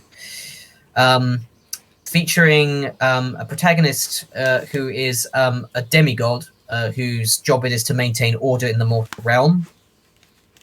His brother is the sort of the sower of chaos in the mortal realm, so they have a fierce rivalry between each other. And then one day his brother does the unthinkable, and he opens a portal to the mortal realm. And he's just like, I'm done here. I'm done being a god. I'm going to just cause some havoc in the real world. And how very Greek. Yeah. So he opens a portal to the mortal realm. He disappears through it. Our hero then follows his brother to the mortal realm, but because of his sworn duty to protect the fabric of the cosmos and to be maintaining order in the universe, he rescinds his godlike abilities and sort of he disguises himself as a human in the real world, and that's where his his interrelation with human beings comes into play, because he's been an almighty demigod up to this point, with only a couple of gods above him who are more powerful. So one of the most supreme beings in the universe suddenly becomes this sort of rag bearing lone wanderer in the real world, and he has to basically find he has to find friendships, he has to find weaponry, he has to learn skills, like the very basic human skills as well, like he's manually breathing for the first 15 minutes of his life, basically this sort of thing. So yeah, he's very out of sorts, and he eventually enlists the help of some fellow adventurers. They then travel across all of the different the 9 worlds, we call them. So 9 different locations. I think it's 9 anyway. Yeah, it's 9 worlds. 9 different locations, all in pursuit of our hero's evil, chaotic, destruction sowing brother, who's wreaking havoc on the world. So the Godhood Suite basically documents that story from our hero's beginnings as a demigod, which is kind of encapsulated in the first part, the first movement of the piece, the Eternity Fountain. And then the portal to between the immortal and mortal realms in our little story is the Eternity Fountain, which is just this giant, watery, shimmering lake that the gods control, how the universe works by manipulating its waters. It's this sort of thing. So our hero dives into the Eternity Fountain, and he lands in a world unknown to him, which is where so after part 2, which is a fairly stormy track, this documents his fall through the Eternity Fountain's kind of fiery swirling vortexes. He then lands in Terra Incognita, which is part 3, and then from there he travels to a fiery world, an icy world. It's a bit like Faithless, basically. Yeah, I'm nothing if not consistent. So yeah, fiery world, icy world, strange alien worlds. Where the inhabitants are comprised of pure thought, this sort of thing, weird energy-like beings and all this sort of thing. Eventually, he and his brother meet up. They have a massive fight, which is documented in part 9, which is called Cosmic Clash. That's the apex of the piece, where everything gets crazy and progressive, and you've got 1116 flying all over the place and stuff. Excellent. And spoiler alert, the final part of the suite concludes with our hero having beaten his brother in combat, and using the power of friendship and extreme violence, and this gun he found. He renounces his godhood for good, basically, because he's the real godhood was the friends we made along the way. I love it. Yeah, he's grown used to being a human. He wants to be human in the mortal realm and just live out the rest of his days like that. Very cool. No, it's interesting because, it's obviously an instrumental piece. You don't necessarily pick up on it, but I imagine knowing that you can feel the ebbs and flows, and like you say, the mad crescendo, signifying the epic battle at the end. Yeah, I had no idea. Very cool. Gotcha, Eris. He said exactly what I said. Yeah. Ninja. Great. From Endless. So yeah. Oh, sorry. I was just going to say there is a big story behind the Godhood Suite, and there is also room for me to expand on it even more for potentially a sequel to the Godhood Suite. Yes. Which I did start soon after it was finished. That was 2012. I came out with that. But I don't know. It may or may not happen. There's a lot to unpack just from that first story. So there's all sorts of directions it could go. Definitely feels like the kind of thing you couldn't execute it. You couldn't necessarily force. You know, you want it to be. Yeah. You want it to match the heights of the first one. But it's got to be. It's got to be very deliberetely done. Yeah, and, for sure. Yeah. Definitely encouraging part 2. This is from Endless. I think we did cover this, but did the first maps you created were they also released to the public, or do you have some hidden maps in a treasure chest? And can I have them, please? Oh, there's actually like plenty of old maps that I've never released. I think most mappers have that.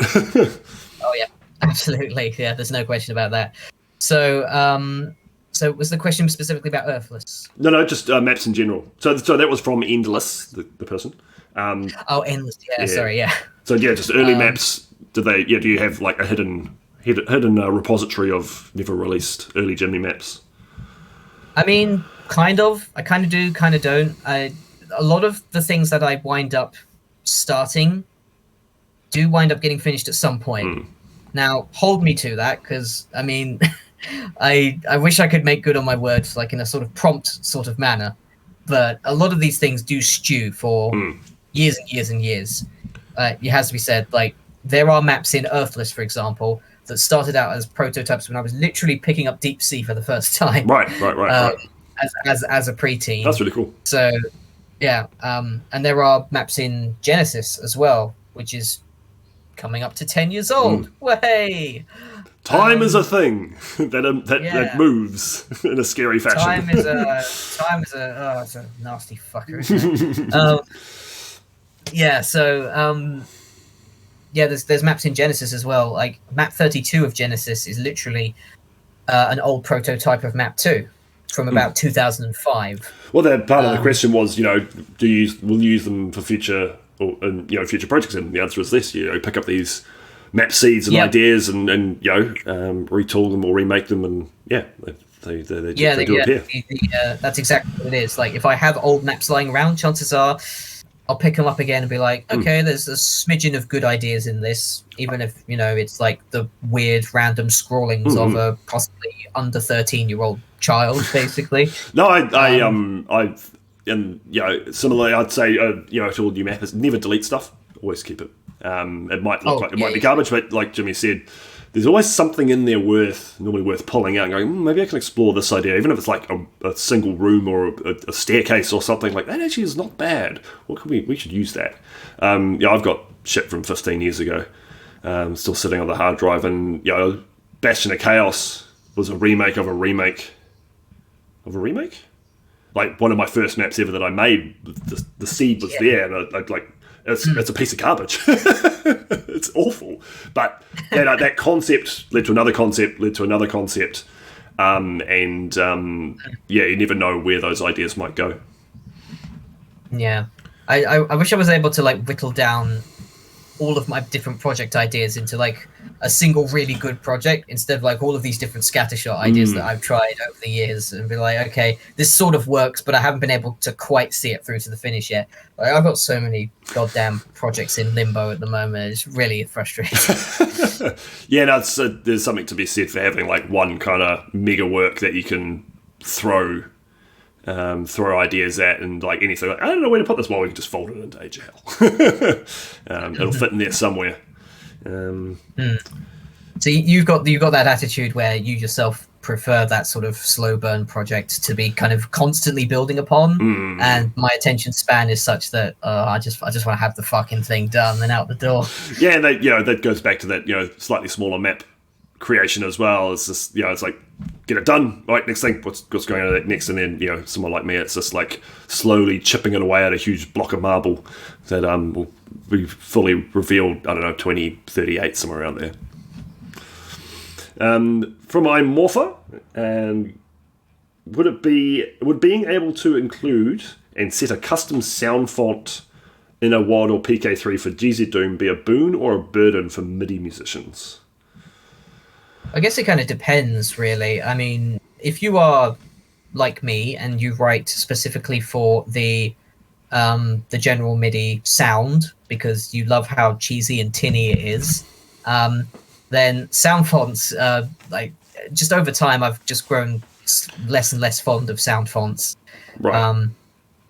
Especially since I've seen a lot of people remaster my music, and that's of like people like AD and Essel and all the people on the Back to ZeniX team who are themselves musicians. A lot of people have tried to remaster and remix the Back to ZeniX soundtrack with sound fonts specifically to make them sound less like MIDI.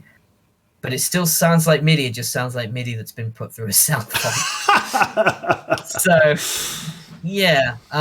I will say there is value in sound fonts. They are very useful tools, but I don't think they're like a blanket solution to everything. But I think what Immorph is asking is, if you were to have native sound font support for Doom mods that you could theoretically customize and bundle with your Doom mods, would that be useful? And I would definitely say yes.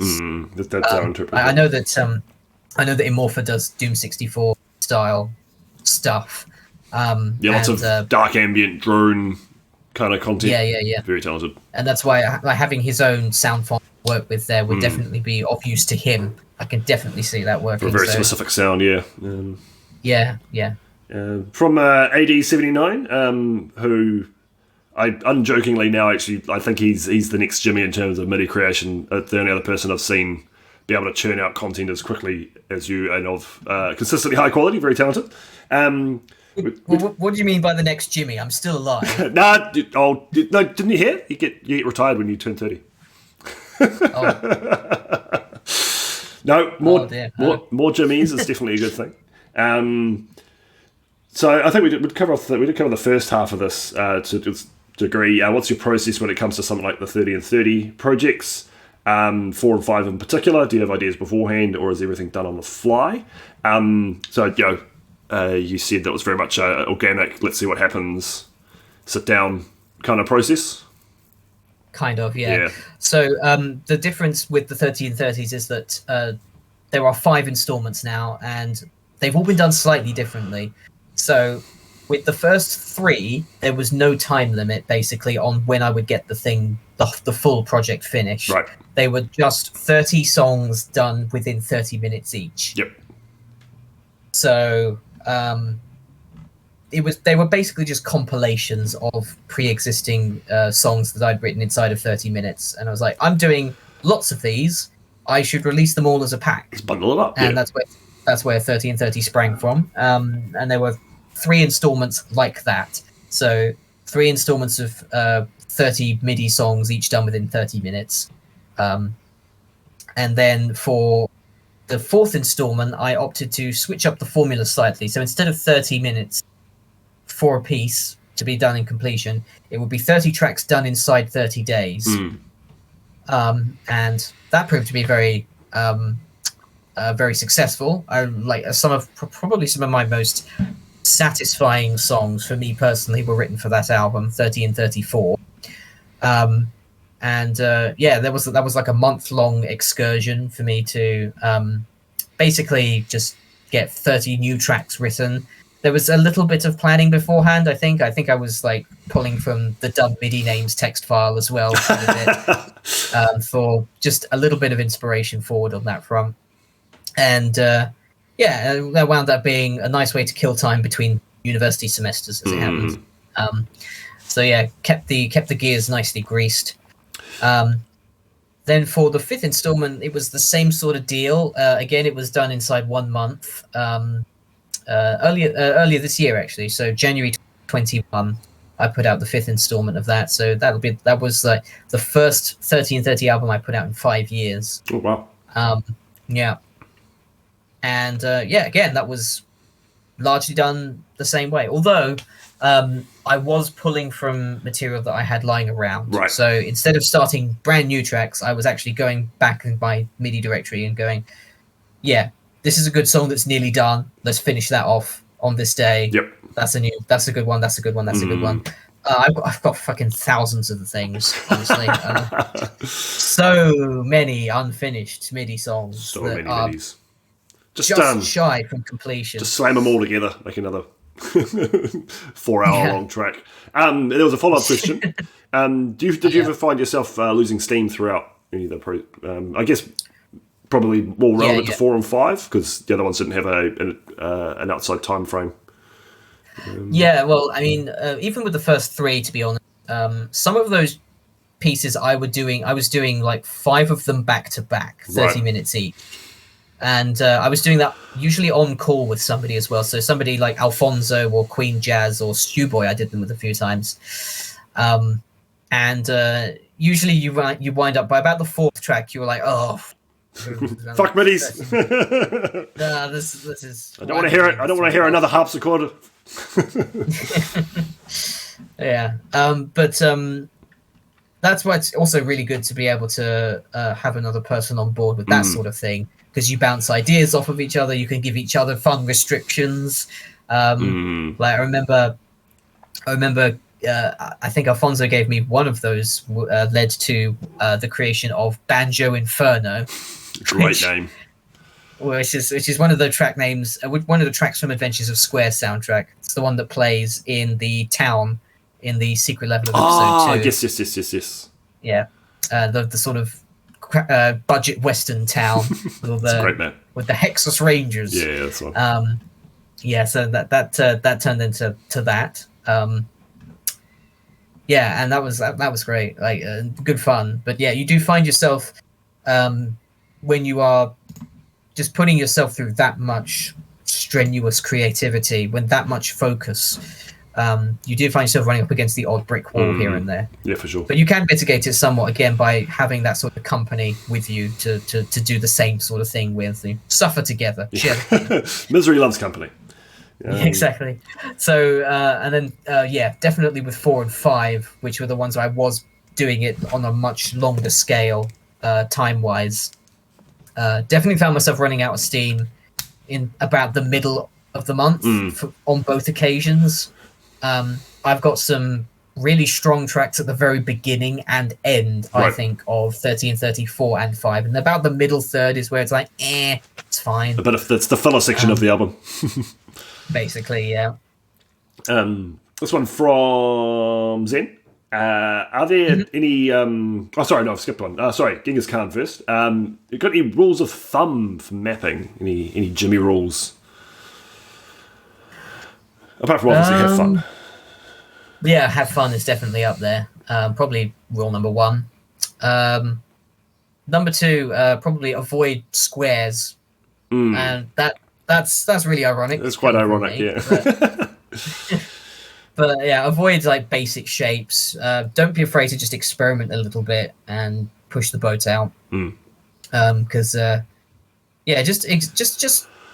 just look around and see what you can make out of what you're putting down. Like look around what the community has put out. I think that is probably a rule of thumb I would give everybody: is play Doom. If you haven't heard of the game Doom, play it because that'll help you make Doom maps. Definitely.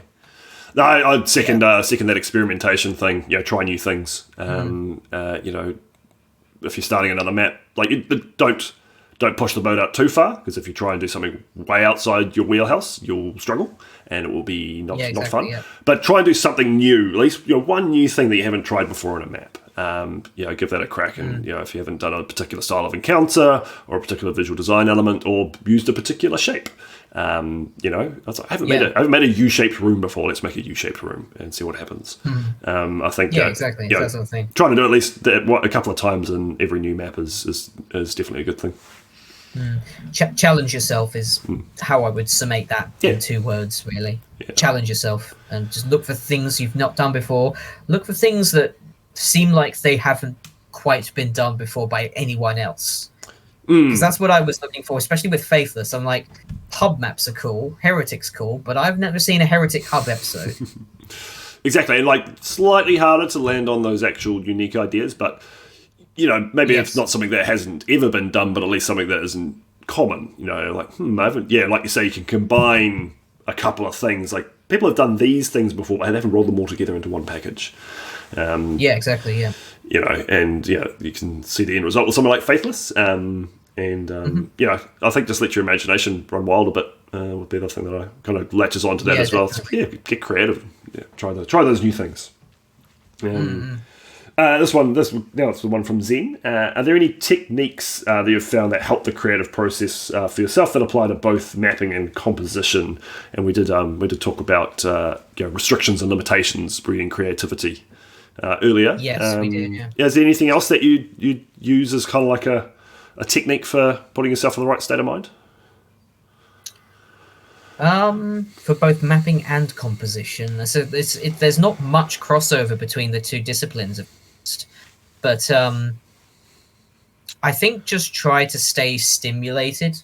I think this is going to tie probably exactly into what I was just saying, but keep yourself stimulated, keep challenging yourself. With regards to composition, certainly I'm trying to like vaguely touch on things that I've not done before. Constantly seeing, how can I churn out new things that haven't quite been done before, like not necessarily just by me, but by the composition world at large. And obviously, like you're saying, it's harder to hit on those particular formulas that haven't been done before, especially in music. But, easily, yeah. It's just I think the confidence to be yourself. I think that self-assertion is really important as a creative individual. You really have to stick to your guns, stay, stalwart in the face of, feeling like, you're one of the others, or like you might have, people who criticize you for being different or whatever. Yeah, because that's actually something that we haven't touched on yet. And now that you mentioned it, it's actually, I hold it very high on the list of things that are important for creativity is self-confidence. And that's, like you say, whether it's the face of, unfair criticism or detractors, because no one's going to like everything that you do, so you need a bit of a thick skin to be a creative person. But that, trust in yourself to follow through on an idea, I think is really important. And you see it, like I see very talented people, mappers, putting themselves in a state of self-doubt, and they finish stuff and they stifle and they're constantly second guessing their decisions, which means you don't make any progress and you feel bad about what you're making. And there's something to definitely be said for a bit of like almost like a silly level of self-confidence. Like you want to feel good about what you're doing all the time, ideally, but having that like intrinsic self-belief, even if it's like slightly unjustified, I think is a good thing for anyone. Whether it's a new mapper or an experienced mapper, to be looking at what you're doing, like, fuck yeah, this is cool. And like you said, you talk about your old stuff, that is undoubtedly, bad, in quotation marks. At the time you're making it, you wouldn't have thought, worse than bad. At the time you're making it, you wouldn't have thought that, looking at my old maps, like they're garbage, absolute garbage. But at the time I thought they were fucking awesome. Exactly. And you can look back and be critical and cold and appraising of your old works. What would I do to make this better next time? Where were the flaws? Okay, cool, this is what wasn't good, but this stuff was good. We'll take the good stuff and we won't do the bad stuff. And I think it's a tough one to nail down, that self-confidence thing, and even the most talented people tend to have moments of self-doubt, but trying to put yourself in that state of mind where it's like, this will be good. Very important. Yeah, I think I've often wondered, sometimes quite seriously, if the reason that I like to work just very, very quickly with everything that I do, just to have the thing done, is because I'm a little bit scared of immediately looking at the thing that I've completed and thinking it's garbage. Like the fact, am I trying to run away from my own fear of myself, kind of thing? Which, oh god, that sounds really getting existential. Very existential, yeah. Well, it's funny you say that, because that's exactly what I don't do it with mapping. Like don't have too much issues with that. But when I was at uni and stuff, whenever I finish an assignment or an essay, I wouldn't read it. I wouldn't check it. I was like, I don't want to look at it and go, fuck, this is awful. Can't be bothered. I don't care about it anymore. Go away. Go give it to the hand it in, whatever. I'm probably not going to watch this podcast over when it's done. I haven't watched any of the ones. Months. I haven't rewatched any of the ones so far. Just like, it'll be what it is. Yeah, it's either good or it's bad, and we'll just see what the people say. No, I could definitely empathise with that to a fair degree. It is hard hearing yourself talking, though. It's a tough thing to get used to. Oh, get to the point, you fucking... Stop fucking rambling. Just the way your voice sounds different in your head to when it's played back to you. It's always disconcerting. Oh, yeah. Like, especially with noise-cancelling headphones. Yeah. You haven't noticed. Well, it's because... Like, just doing this, and my voice just... Oh, God, that sounds so different. Yeah, I don't think it's something I'll ever get used to. This one from the Evil Grin. So for both of us. When you can't get a single idea to put somewhere but you have no choice, is forcing yourself to map... So, deadline. Is forcing yourself to map something productive, or is it unhealthy and should be avoided? I'll let Jimmy go first. I think forcing creativity is ultimately a bad idea. You don't want to be sweating blood, sweat and tears just to, make a thing that is there for people to enjoy, ultimately. Artists shouldn't really have to suffer for their art. But at the same time, if you are working to a tight deadline, sometimes maybe that is your only option. Not necessarily forcing your creativity, but just sort of eking it out, really disciplining yourself and sort of ignoring the self-imposed barriers that you might have. Like whether it's, the thing that I'm making is crap, or it's like it's worse than the last thing I made. The creativity is such a fluid thing, and I myself don't have virtually any control over my own creative moods. Like, everybody goes through lows and highs in life, massive mood swings. Sometimes life deals us like really crippling blows and this sort of thing. And you can't really expect yourself to maintain a consistent level of energy in spite of everything that life and all of its terrible things throw at you. So I would say try to be easy on yourself if you can possibly be. There's no sense in making it so that you are ultimately worse off for creating a thing that is, again, something just is there for people to enjoy as a creator. Like if you're an artist, you want to paint a beautiful picture, you want to inspire awe and pleasure, presumably. In a little bit of fear, maybe. Yeah.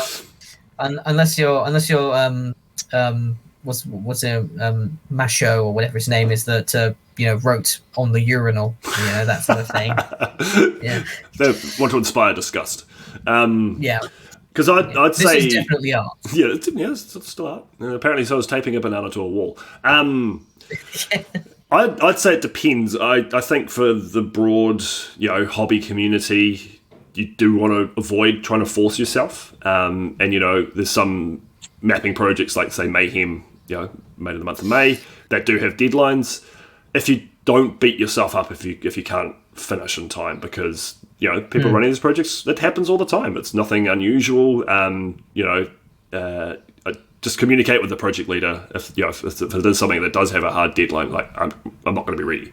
They might give you an extension, but they'll appreciate the honesty and no like sensible normal person will hold it against you if you can't finish through, because like you said, Jimmy, like you've got thousands of unfinished MIDIs in a pile. We've all us mappers have got piles of unfinished maps. Like it happens to everyone. So I think it's important to if you're doing it as a hobby for enjoyment, you generally want to avoid forcing yourself into that state. It's a bit different if you're doing it like for something a bit more ambitious, whether it is like a commercial game or just a big project with a lot of people. Then you do have a bit more of an obligation to contribute, particularly if you're like leading it. So in that kind of case, you might have to, like if you're the last mapper on some big epic, construct that's holding up the release, you might need to just knuckle down and get to work. But there are ways to go. There are ways to go about that. So, because like there's been days where I'll come home from work and I need to do some do some mapping, but I'm tired. I don't want to. Let's open up to it. But there's usually something you can get started on. And for me, like some people, it's auto map cleanup. It's like some good make work. For me, it's like aligning flats. It's like there'll be some alignment that I can do, some little tidy up. Maybe reshape some rocks somewhere, something real low pressure. It's not important. Yeah. Just start doing something, and almost without fail, within like half an hour, it's like, oh, I've got an idea for over here now. I might go over there. So just like it's putting yourself in a place where creativity could happen, I think, is how to go about it. Yes. Don't force it. Yeah, so don't like, I need to work on this really important progression point or this epic arena that needs to be a big feature visually. I'm going to force myself to go and try and make that look great. It's probably not going to work. But if you put yourself in the map, in the space, and just start tottering around and be open to ideas, you'll probably find that something will come to you. Yeah. Sometimes it does happen accidentally. So it's just creativity just pops into being, and it's just like, oh, how did that happen? Why am I started moving some trees around over here, and now I have two more fucking rooms. Yeah, exactly. It's okay. Well, this I'll follow through on this one. Exactly. Yeah. So I don't think that. Everybody who like beats themselves up about not finishing a thing on time or whatever. It's like time is a thing we made up. It's very unhealthy. It's like, and deadlines. They're a makeshift. They're a makeshift construct. There are very few things that actually have like in terms of like creative. Like they're an external. They're a false position, and like there's been articles written about crunch culture and the game dev industry and how bad it is. And, yes. Like who cares if it comes out 3 months later? No one. But we'd rather have something good than something that's been rushed. And there's been the odd project in the Doom community, I'd say, that's kind of fallen into that trap, but it's pretty few and far between. To be honest, I think for the most part, because it's a hobbyist thing making Doom maps, so you rarely find that this was super duper rushed and suffers as a result. If anything, you find the opposite, where it's like, too long was spent on this project, and it's totally lost sight of what it is. Free Doom. BGX 3. No, like I said, people are just going to sit there and just kind of wait patiently, and it'll be out when it's out. Particularly evil, for someone like Evil Grin, that kind of general mapping pool, shall we call them, the unwashed masses. Be relaxed, be happy, work at your own pace. It is a hobby, and we do it for fun. Yeah, ultimately, definitely. I was going to say something earlier. Creativity does happen accidentally sometimes, and I think if I was beating myself up about all of the MIDIs that I've not finished, I would just be constantly like, I'd be black and blue, and bleeding from my mouth the whole time. I'd be like, fucking hell, like I wouldn't be able to live with myself. Exactly. But they're ultimately just I think I probably had to get all my bad ideas out first and leave them as unfinished projects in order to attain my good ideas later on. I think that's a thing that I've sort of repeated to myself that has helped me kind of like come to be at peace with the fact that I have some unfinished scraps lying around that will probably never see the light of day, even if they're kind of good. Well, I am a serial archivist. It has to be said. I save everything I do. I buy, instead of deleting things to clear space, I will just buy more hard drives to just save all of it. Well, it's actually pretty hard to waste time. Did you have fun? If you say yes, then it's not a waste of time. Like that alone makes what you do not a waste of time.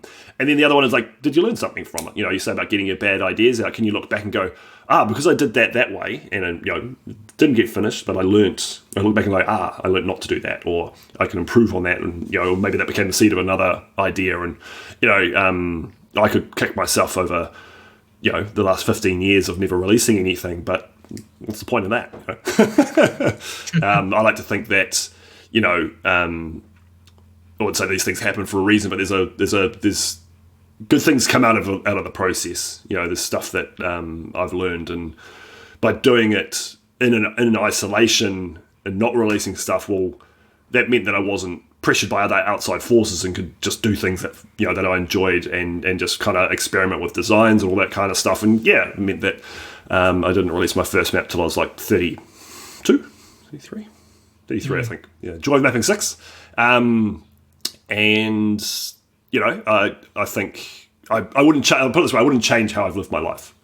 Looking back, I do not regret where I am now for sure. So if you can find either the enjoyment or the learnings, then it's still time well spent, I'd say. Yeah, for sure. Yeah. This one from Vlad. What's Square's personal interests? Cigars and drinking, I think, are pretty high on the list. I think so. Yeah. He's probably quite a keen player of darts. I don't know. He's a classic British lad. Yeah. Yeah. He does play a lot of golf. Golf? He does too. Yeah. Hell shots. Yeah. Actually, we could play that today. And then from Remy, have you ever thought of making music for Doom using other formats other than MIDI, like Stream Tracker, Mod, etc.? So the question is like music for Doom specifically. Yeah, non-MIDI format. Using modules, or I had a crack at modules like ages and ages ago, but nothing really came of it. I think if I'm to be honest, probably not. Probably will just stick with MIDI as my go-to for Doom mapping. I can't really see myself writing a big epic orchestral piece and then putting that in a Doom map. I mean, not to discredit the people who would do that, but that just doesn't seem like my particular thing. I think for me, the marriage of MIDI and Doom is very, very, very closely intertwined. So the high production stuff does leave me a little bit sort of jittery. I do get a bit anxious when I'm called upon to write something with proper synthesized stuff and all this proper so when I inevitably commission you for an Age of Hell track, you're gonna be a bit nervous. I'm gonna be shitting my pants just a little bit. Yeah. Get the nappies ready because it's coming. Oh boy. No, man, I'm genuinely serious. You're on my list of people to get a guest track from. So if you're willing, because I don't think I could name any Jimmy tracks that I've heard that aren't MIDI, to be honest. I've got a couple under my belt. Mainly they're for people who've enlisted me to write songs for them. And there's obviously the album that you made with Zoran. Zoran, yes. Yeah, so you've obviously, that's not MIDI. No. Some of them started out as MIDIs, funnily enough. Right. Yeah. Slaughter match with classical music. Oh, I would play those. I'm sure that already exists with like MIDIs of classical music. Well, it's quite Dark Soulsian, that big epic tone, fighting for your life kind of thing. It does actually gel together quite nicely, I think. I'd be keen to hear that kind of stuff. I think it's some Rachmaninoff pounding away while you're massacring revenants. Yeah, isn't there like a Deus Vault 2 map that has like Lord of the Rings music? Yes, literally. Yes. Yeah, yep. Yeah, Deus Vault 2 definitely hits those notes with that very gothic classical stylings. It's good stuff. If there's no more questions from the chat, I've got one. I think there was a question from Chester at the very top of the podcast channel. Oh, I did miss that one. Sorry. Apologies to Chester. Is there a good story behind the inspiration and writing of the Necromancer's demise? Or did you just wake up one day and decide to crank out a 13-minute piece of Airgasm? It was the latter, pretty much. Sorry to disappoint, but it was like there's not really much of a story behind that one. I just thought there's a cool title. It probably befits a very long track, a very varied and lengthy proggy track. So I'm gonna just knuckle down and write something like that. I think it was one of those situations where I was getting a little bit tired of my usual fare, and I just wanted to break out into doing something just a bit bigger than normal. A bit more so epic, again, like with my Realms Deep map, for example, that's obviously still in progress as of now. there's a lot to be said for just switching up the formula a bit. Again, it's just challenging myself every now and then to just come up with something a little bit different from what I usually do. Yeah, well, it's going back to that experimentation and trying new ideas and stuff, pushing yourself into something that is slightly uncomfortable or unused to it and seeing what comes out. And good things. Yeah.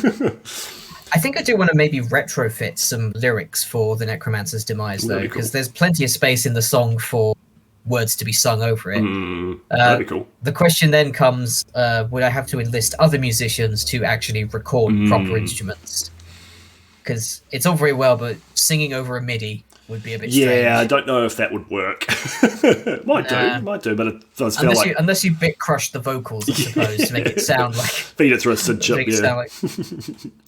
or just record your vocals normally and then feed the MP3 of your vocals into a MP3 to MIDI converter. Be fine. So it's got all the weird overtones on top.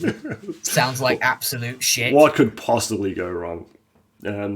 Just have another one pop up. And I think we have covered... So it's a bit of a silly question, but do you ever get inspired by MIDIs for creating a map? And, you said that that's a quite integral part of your process a lot of the time is to choose music before you start. Yes. That happens quite often, or quite commonly, actually. So I'll find like a pack of MIDIs online or something, whether that's like from like a video game or like one of our close associates like AD or Eris puts out a new fun little song or whatever, or Eris put out an EP recently, which is pretty good at that. Very good. Has got the gears turning a little bit. Nice. Things like that easily inspire me to make maps, and they tend to inspire me in quite a unique way as well, because when it comes to music, it does tend to come with like a very sort of visual sort of element as well. When I listen to music, it's not like I literally see things in front of me. I'm not like synesthetic. But there is still a huge visual element to the way that I work, even in the medium of music. So I'll often see things and like a specific set of colors or a specific shape of a structure, that sort of thing, and that informs an entire map concept pretty much. Because I'm definitely the opposite. And that can all stem from a single MIDI. I'll build the visuals first and think what kind of musical tone will fit with what I've made, and I should probably experiment. Back to that whole try new things. I should probably do the other, at least once, like get a track made and what map can this inspire? It sounds like fun actually. So the last thing I wanted to just briefly touch on, because I think it's actually one of the more important elements that of the Doom community, and it was the joy of mapping. A series of community projects that you ran, and hopefully we'll run one again someday soon, some year soon, maybe. Maybe soon. Jimmy's not making any promises, and that's understandable because they did get fucking huge. 72 fucking maps. And maybe it takes a shape like your isolation community project that you organised was had a similar kind of energy. That was fucking monstrous as well. But obviously you got the idea to fuck it, let's try this, let's do this, and it ended up enormous. Things have happened since Joy Mapping 6, but even if it that is all of them, they created. There was such a important part of the mapping foundation of the community, I'd say, particularly very focused on new mappers, and I remember really vividly the excitement around Joy Mapping 6, and it was actually a big part of me meeting people. So it's not, yes, it got me my first public map, one I'm actually still pretty proud of. It was also a great community vibe, and I guess the main thing I was also say, thank you, Jimmy, for like that thing.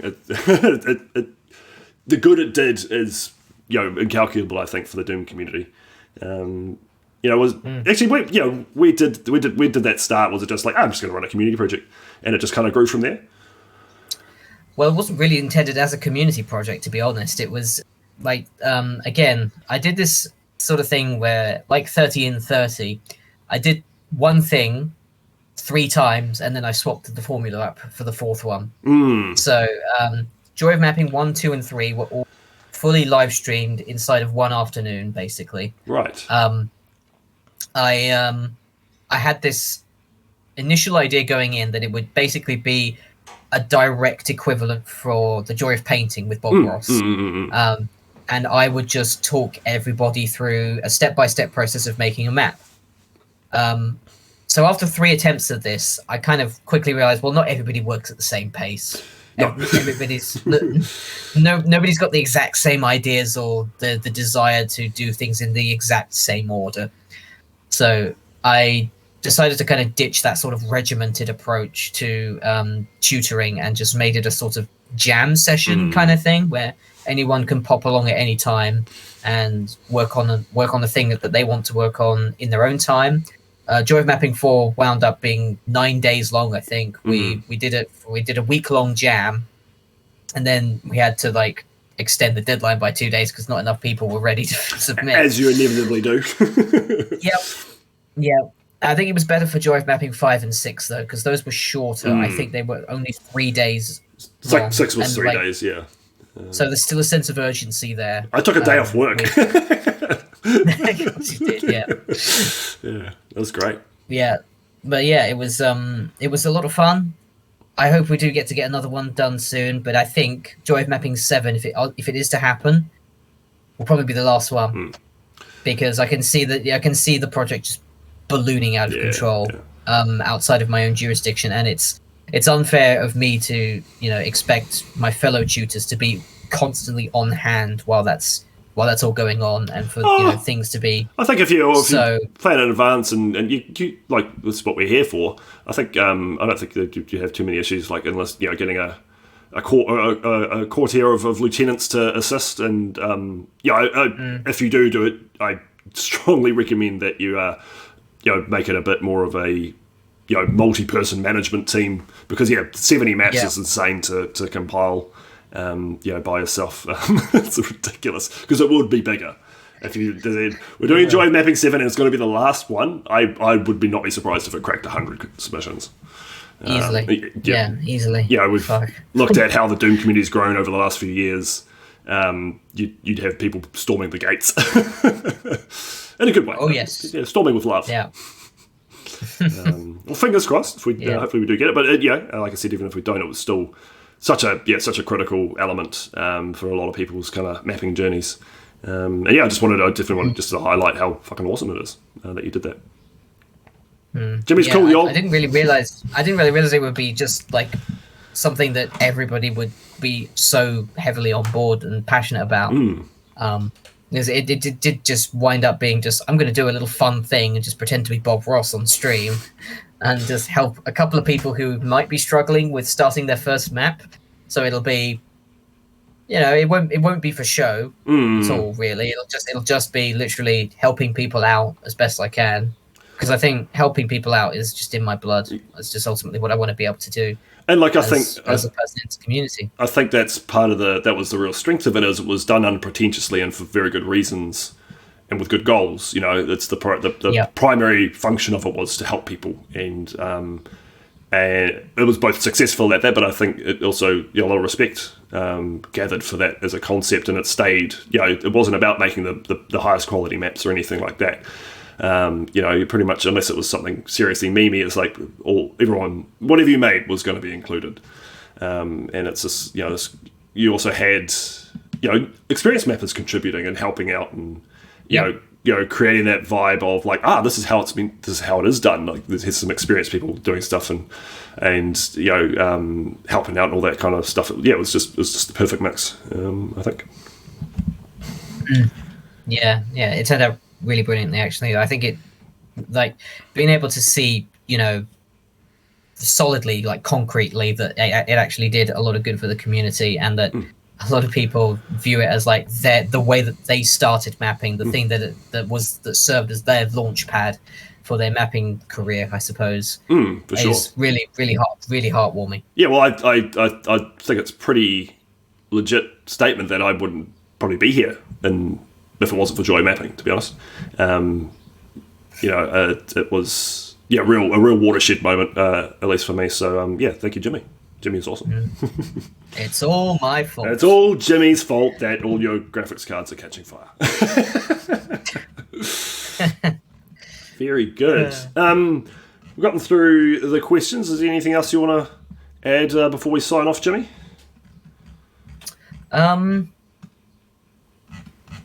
This is always like the part of this podcast where I'm just like, no, completely fucking lost for words. No, we've talked for 2.5 hours almost. Shut up. I've said so many words already. You want me to say more words? No, I think I've said at least 100 words. At least 7 words. Well, I think thank you for coming on, and I don't really think we need to tell Jimmy, who does all the. Everyone knows who Jimmy is. Like, yes, it's a name synonymous with Doom, in a way that most of us can only dream about. Pleasure having you on, and it's amazing that you're still here, contributing and making stuff at the same kind of frenetic pace as you always have, and looking forward to whatever you have cooking up next. Hopefully you can get that Realms Deep map spat out in the next week. Because that would be very cool to see. It was looking mighty fine. Very good. Thank you for coming on. Yeah, absolutely, no problem. And I think pretty keen on bundling you up with Entrop, and we'll talk all things Square sometime probably late this month or I think end of August was what I was talking about with him. So pencil that in, and I think they'll be a lot of fun. That sounds fun. Yeah, for sure. Thank you, Jimmy, and thank you, viewers. All right, thanks everybody. All right, we'll call that end at 25:23. Very nice. That was good. That might be the longest one yet. Oh, really?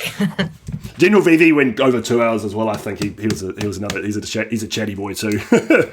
Oh yeah. I don't consider myself super duper chatty, but I mean, if you get me talking about myself, for some reason, it's just like, well, there's just a lot of Jimmy to go through. There's enough Jimmy for everybody. Yeah, I had these, and I actually wasn't planning on talking about, like, if I knew if we dove into Square, like, it was one of the reasons that I wanted to not. It was like, we'll just talk for another hour, It's just like, I have to pick and choose. We didn't even talk about Earthless, but I think we got through a good amount. And there's always next time. Mm-hmm. Oh, yes. Always next time. Indeed. It's time for some shenanigans, I think. So I'll have to end the stream so we can reset the cameras. We'll be right back with maybe some Doomware to start with, and Capelli's got a new version of Insanity Deathmatch, so I think we're going to play that. It's got 7 new weapons for us to frag each other with, so there's a couple of servers of that already loading. So BRB, lovely. and let's kill each other. I'm going to go get cider. Me too.